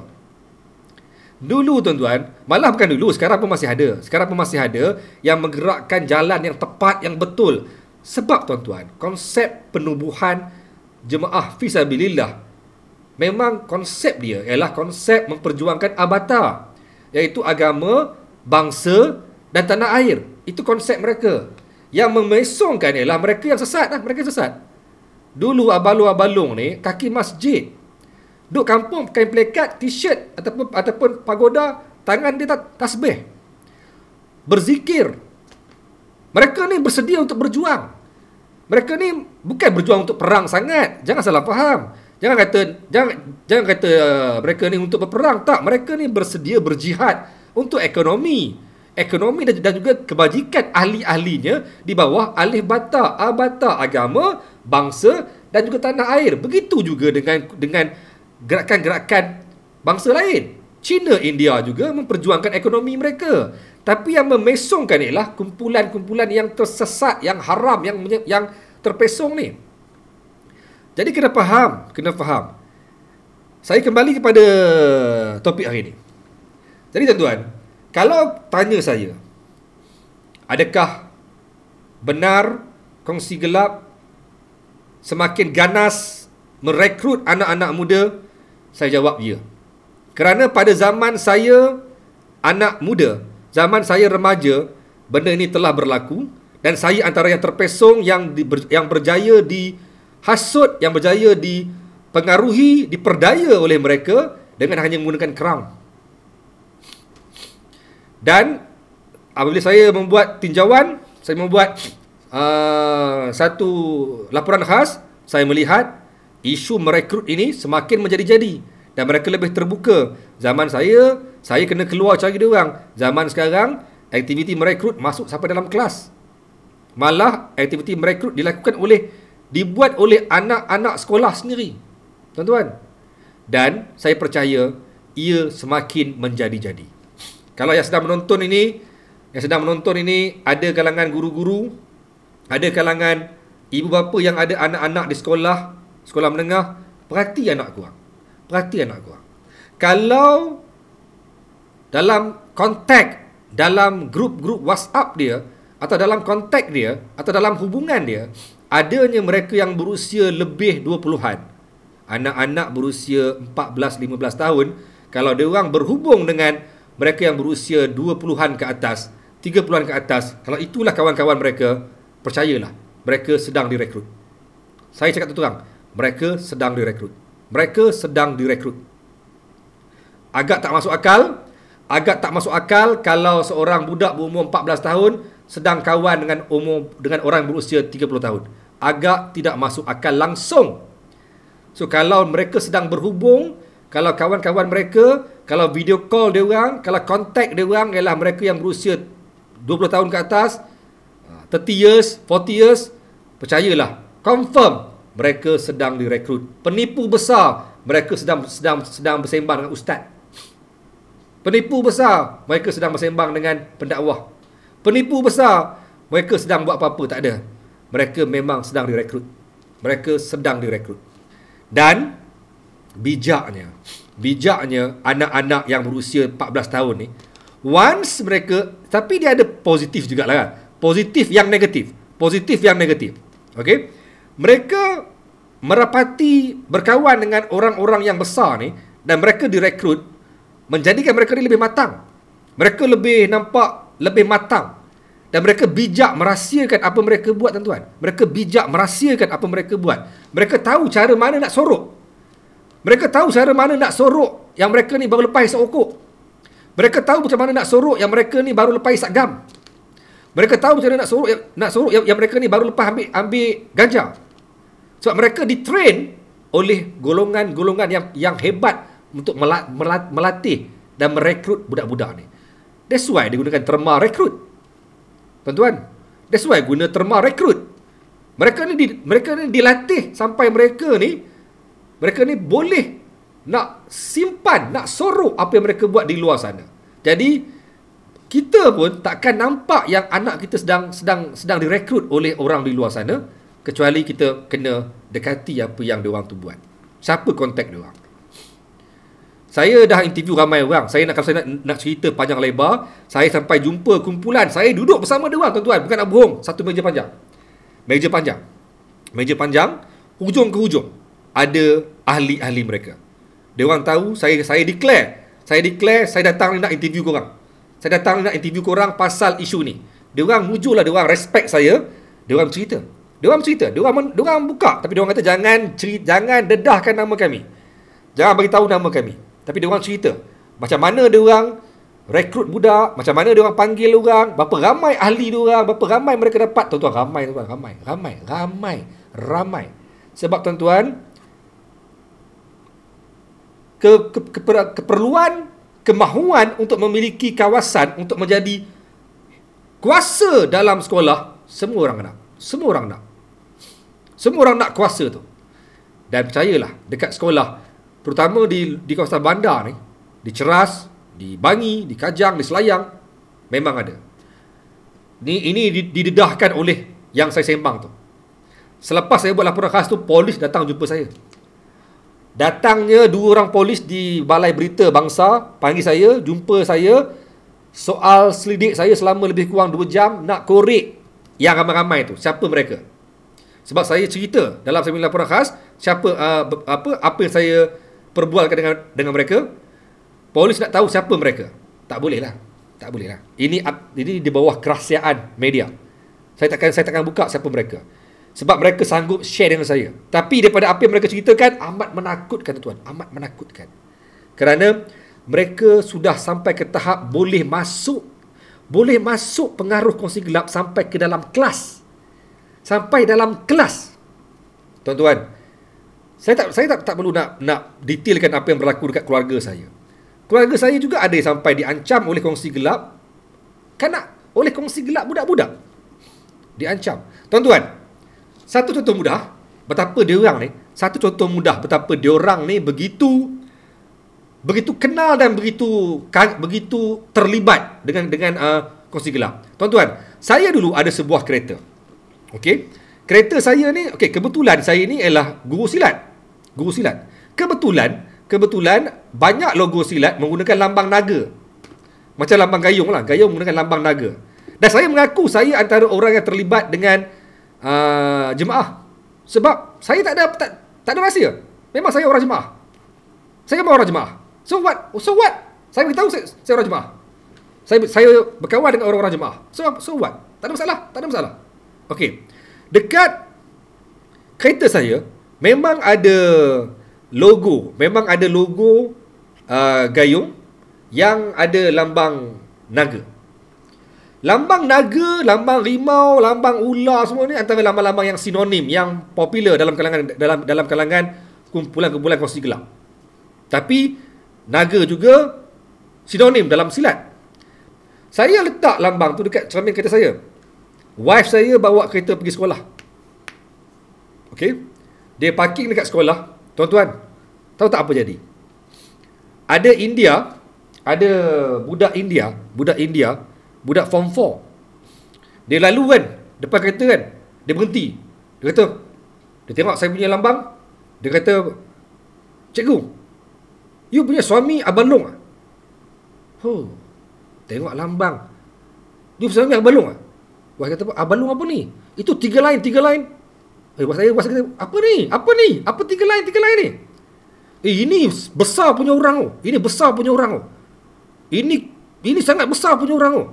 You bagi tahu sama you punya suami ya. Saya respect sama dia lah. Saya bagi tahu sama dia, saya ini kita geng. Wah, saya ni terpinga-pinga lah. Apa benda ni? Dan dia beritahu pada dia punya kawan-kawan, siapa kacau ini cikgu ni punya kereta, you siap ah. Jangan ada orang kacau ini kereta ah. Ini kereta abang besar punya ah. Jangan sentuh ah. Sebab banyak kereta kat sekolah pernah kena cala, tuan-tuan. Banyak pernah kena cala. Dia siap warning, jangan sesiapa yang calakan. Jangan orang yang calakan saya punya kereta ah. Ini kereta abang besar. Siapa cala you siap ah. Dia warning semua orang. Wah, saya pelik. Apa benda ni? Itu membuktikan bahawa pengaruh tu sampai dalam sekolah. Sampaikan dia orang boleh warning, dia orang macam kagum, dia orang macam tahu tau. Sedangkan tu lambang silat. Tapi dia orang tahu sampai tahap tu. Sampai dia warning. Betul tuan-tuan, sampailah habis, sampai wife saya dah pindah sekolah. Wife saya sekarang dah pindah sekolah. Wife saya ni antara orang yang garang kat sekolah dia. Yang selalu pernah saya tak sure dia pernah tampar budak. Dia garang kat sekolah dia. Tapi kereta saya tak pernah kena cala sekali pun. Kereta orang lain semua kena. Kereta saya punya kereta dilindungi. Bermaksud dalam sekolah ada kongsi gelap. Dia orang tahu. Ini jangan pegang, ini abang long, ini jangan nampak tak? Nampak tak? Saya punya kereta pula kebetulan nama saya punya kereta zaman tu, saya pakai kereta Proton Exora KDA 3636. Number cantik. Lagi dia tengok, "Oh, ini number jangan usik oh. Siapa pegang kereta ni ya?" Tahu tuan-tuan, anak Cina ke, anak India ke, anak Melayu ke tak berani sentuh saya punya kereta. So, maksudnya dia orang tahu sampai tahap tu tuan-tuan. So kalau korang nak menafikan, nak kata tak adalah cikgu, no, memang berlaku. Baik.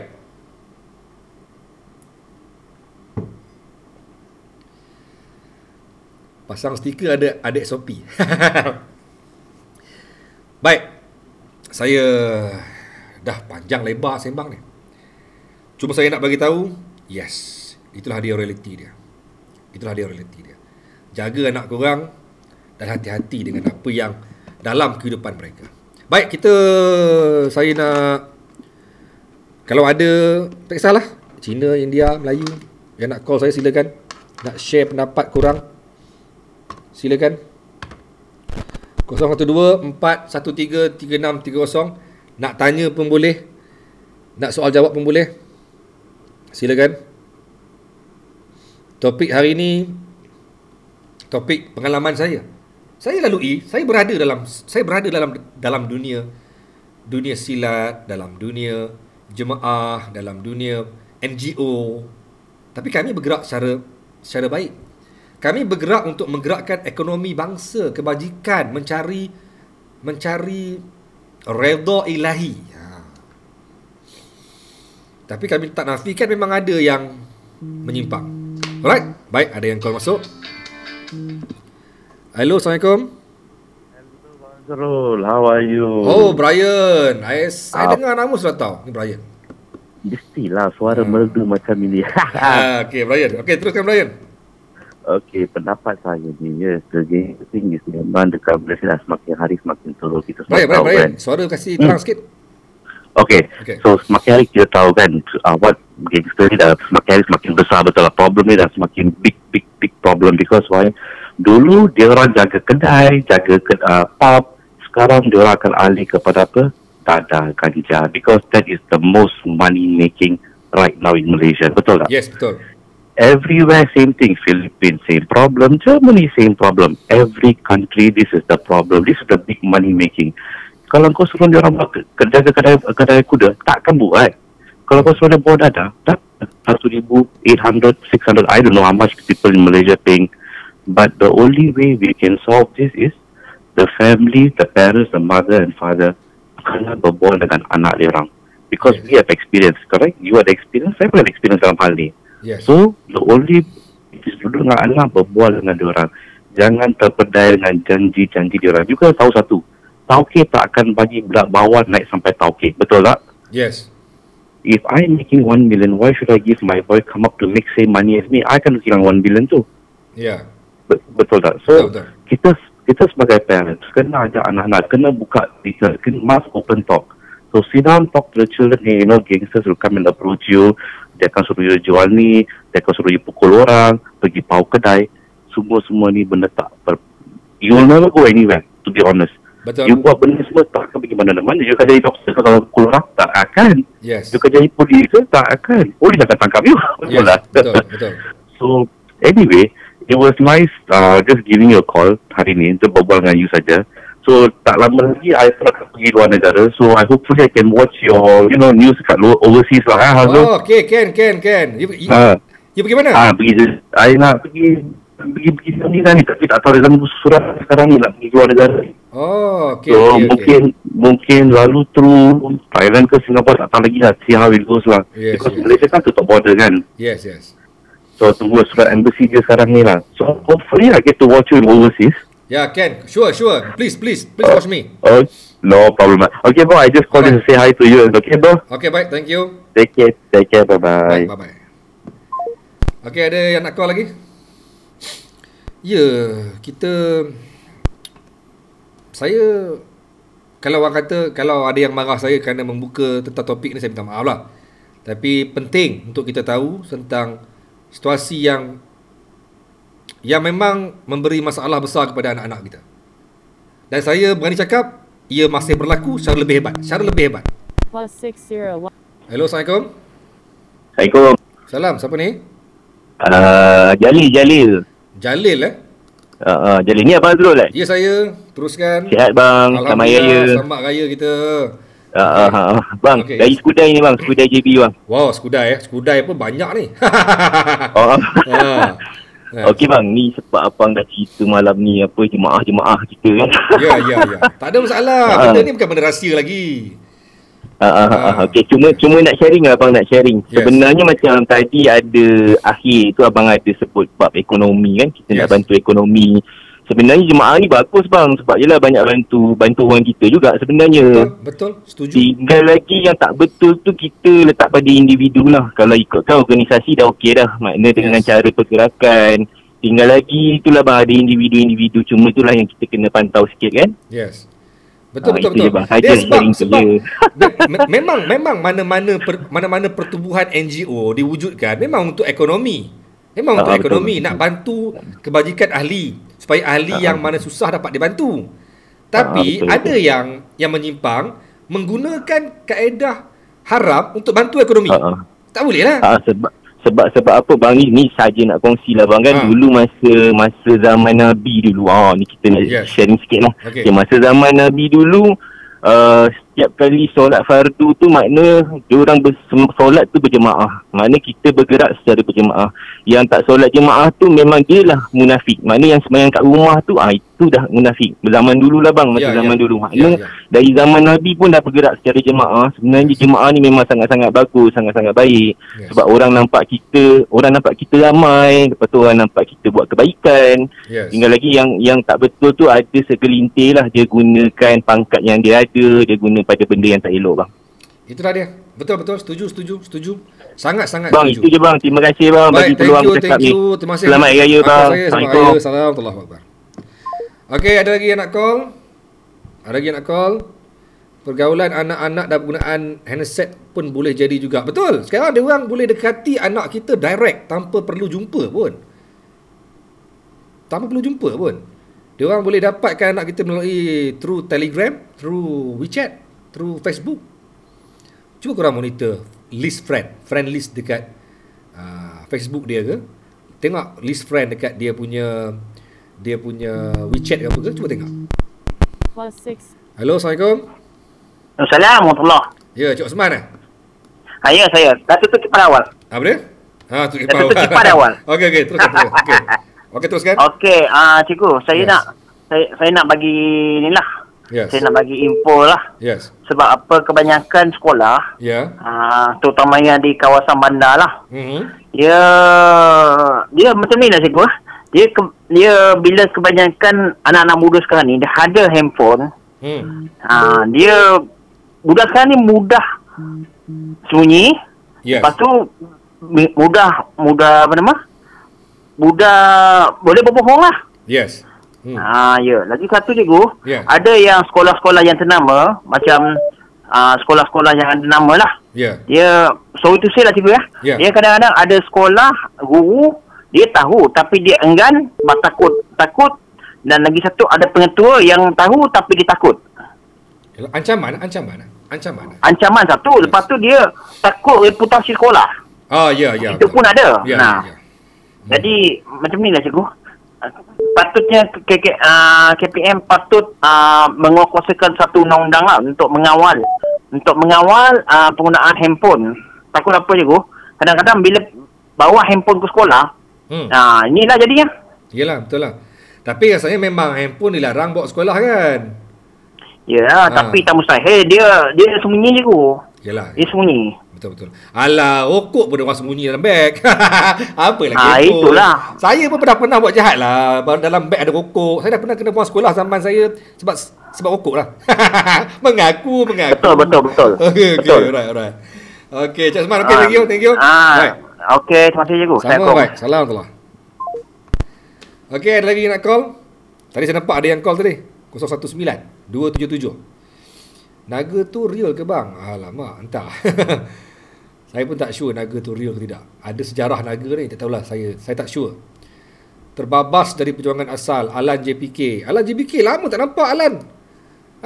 Lama tak nampak Alan. Ada rupanya. Lama, selalu Alan follow live saya. Dah lama Alan tak follow Alan. Semoga anak-anak kita dilindungi. Betul. Doa-doa lah. Doa-doa lah anak kita diselamat, insyaAllah. Baik. Hello, Assalamualaikum. Assalamualaikum. Salam, siapa ni? Selamat malam. Selamat malam. Siapa ni? Cikgu, tak boleh teka lagi siapa. Kak Jekyll. Keja. Janganlah salah sebut. Ya, teruskan. Sebut Kang. Teruskan. Okey. Cikgu, saya cuma nak kongsi pengalaman yang lalu-lalu lah, yang dahulu-dahulu masa tahun 90-an kan. Yes. Masa tu kalau tiga line ni, sorry, minta maaf cakap dululah kepada ahli-ahli tiga line ni. Bukan kita nak kata yang okey, saya tahu tapi apa hak nak marah, hak saya pun untuk berkata benar. Berkata benar walaupun pahit. Terus.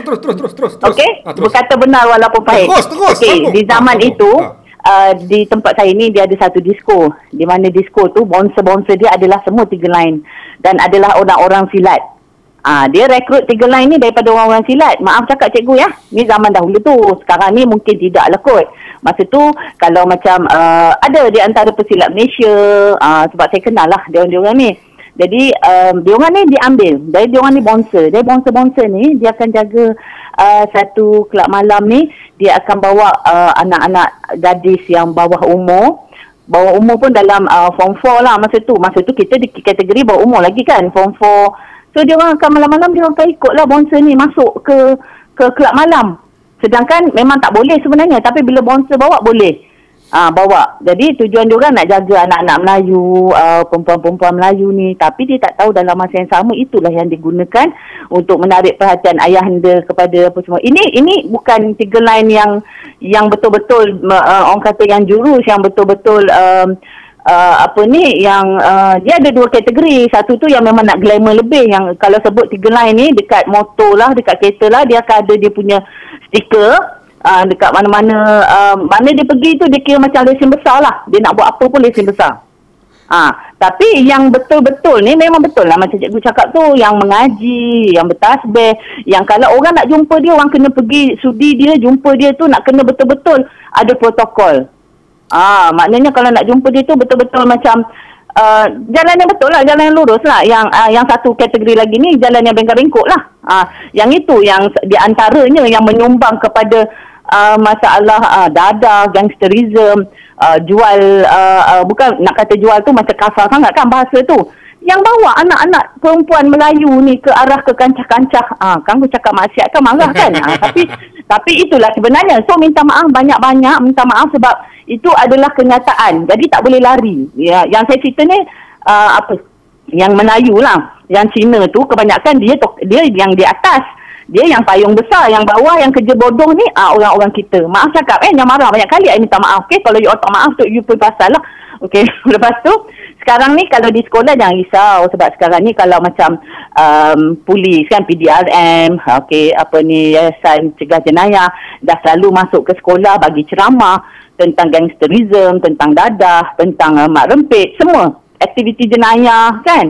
Jadi kita dah ada kebersamaan ceramah-ceramah dan mana dekat penjara pun, kat Jumana. Jadi cuma minta macam ibu bapa cuma perlu pantau anak-anak. Jangan orang kata bila dah pergi sekolah dia lepaskan kepada cikgu. Dia tak ambil tahu. Jadi bila dia serahkan kepada cikgu buat kerja masa dekat cikgu di sekolah. Bila balik rumah dia ingat anak dia tu okey, macam baik, dia macam tak ada apa-apa je sebenarnya. Kan? Yeah. Tapi dia tak tahu di belakangnya itu. Maklumlah sekarang ni zaman dah semakin mencabar. Kan? Jadi kena selalu orang kata communicate dengan cikgu. Jangan buat musuh dengan cikgu lah ya. Okeylah, tak naklah cakap banyak nanti orang menyampak kan gitu. Okeylah cikgu, Assalamualaikum. Okey, baik. Orang silap ni. Aduh. Saya repair kat jaga lah orang. Saya tak nafikan. Betul. Banyak yang orang silap yang didekati. Saya tak nafikan orang silat ni antara yang didekati sebab orang silat ni diajar tentang konsep kesetiaan. Dan kebetulan orang silat ni dia fighter. Tapi sebenarnya bukan semua orang silat yang mudah untuk ditakluki. Sebab kami pun ada jati diri kami. Kami tahu perjuangan kami. Kami tak mudah untuk dijual beli. Kami tak mudah untuk diselewengkan. Alamak, ayat orang silat 25%. Okey, baik. Ada siapa lagi nak call? Last but not least, ada siapa nak call? Last call from anda semua. Kalau tak ada, saya nak stop. Saya nak buat satu recap. Recap dan saya nak stop. Ada nak call? Tak ada. Pemburu impian. Pemantauan ibu bapa bukan semata-mata menyerahkan pada sekolah dan guru semata. Betul? Bukan hanya pada guru saja kan? Jangan bocor cikgu apa benda tu. Berdisiplin dan patuh orang silat. Betul. Saya pun orang silat yang selalu didekati untuk benda-benda macam tu. Saya tak. Yang penting jati diri. A-ba-ta. Alif bata. Kami berjuang agama, bangsa dan tanah air. Dah. Full stop. Okay? Baik. Kalau tak ada apa-apa, tak ada nak call, saya stop. Saya buat satu rumusan terakhir untuk live saya pada malam ni tuan. Jadi sebagai rumusan tuan, sebagai rumusannya ialah apapun keadaannya, apapun situasinya, kita kena faham bahawa situasi merekrut anak-anak remaja untuk menyertai kumpulan kongsi gelap memang berlaku secara meluas dan menjadi-jadi, terutama sejak akhir-akhir ni. Dan sekolah nak buka ni. Sekolah nak buka, itu soal kedua. Soal pertama sekarang ni, anak-anak sekarang ni lebih banyak masa dengan telefon di rumah. Monitor dia orang. Kongsi gelap akan menggunakan apa saja cara untuk mendapatkan keuntungan. Dan tak mustahil mereka akan menggunakan peluang yang ada ni untuk mendapatkan keuntungan untuk merekrut anak-anak muda yang banyak masa di rumah sekarang ni. Siapa kata duduk rumah lebih selamat? Siapa kata dekat luar tak selamat? Semuanya ada pro and con. Semuanya ada memberi masalah jika tak diperhalusi, tak diperhatikan. Di rumah juga boleh jadi masalah. Anak yang keseorangan dalam bilik boleh membawa masalah. Anak yang diam-diam main handphone, dalam diam, bukan main games, dalam handphone dia main diam-diam, tak tahu siapa yang dia contact, pun akan memberi masalah. Dan sila perhatikan mereka. Kerana aktiviti merekrut anak-anak masih berlaku secara berluasa. Tuan-tuan, akhir kata dari saya sebelum saya stop, jangan lupa live hari ini dibawa khusus oleh Bengkong Sipu Unisex. Kalau ada yang nak, saya recommend 2 jam saya pakai buat live. Saya rasa saya punya posture saya cukup baik, selesa, tak rasa lengoh pun, tak rasa macam terganggu pun. Saya rasa kempis, rasa fit. Rasa fit walaupun saya dah gemuk lama tak main gym. Okey tuan-tuan, boleh keep komen live saya hari Rabu ni. Jangan lupa Rabu ni live saya yang terakhir. Rabu ni live saya tentang topik PKPP. Rabu ni teruskan bersama saya. Keep komen, dan kalau boleh saya nak dengar, saya nak dengar apakah komen anda tentang live saya pada hari ini. Tolong bagi komen-komen terakhir korang. 10 saat dari sekarang, bagi komen terakhir 10 second komen terakhir tentang live saya hari ini. Tuan-tuan, siapa yang share terbanyak, 2 orang terbanyak akan dapat hadiah misteri dan juga bengkong percuma. 2 orang saya akan pilih dan saya akan umumkan pada Rabu ini. Rabu ini saya akan pilih, saya akan bagi tahu siapakah 2 orang itu. So, sempat lagi share lagi. Baik. Okey, 10 saat. Apakah komen korang? 10, 9, 8, 7, 6, 5, 4, 3. Keep komen. 2, 1. Assalamualaikum dan live yang terberani malam ni. Jumpa lagi. Bye-bye dan Assalamualaikum. Salam pencerita. Okey. Follow pencerita, support pencerita, dan jangan lupa bersama dengan semua platform anda pencerita. Terbaik.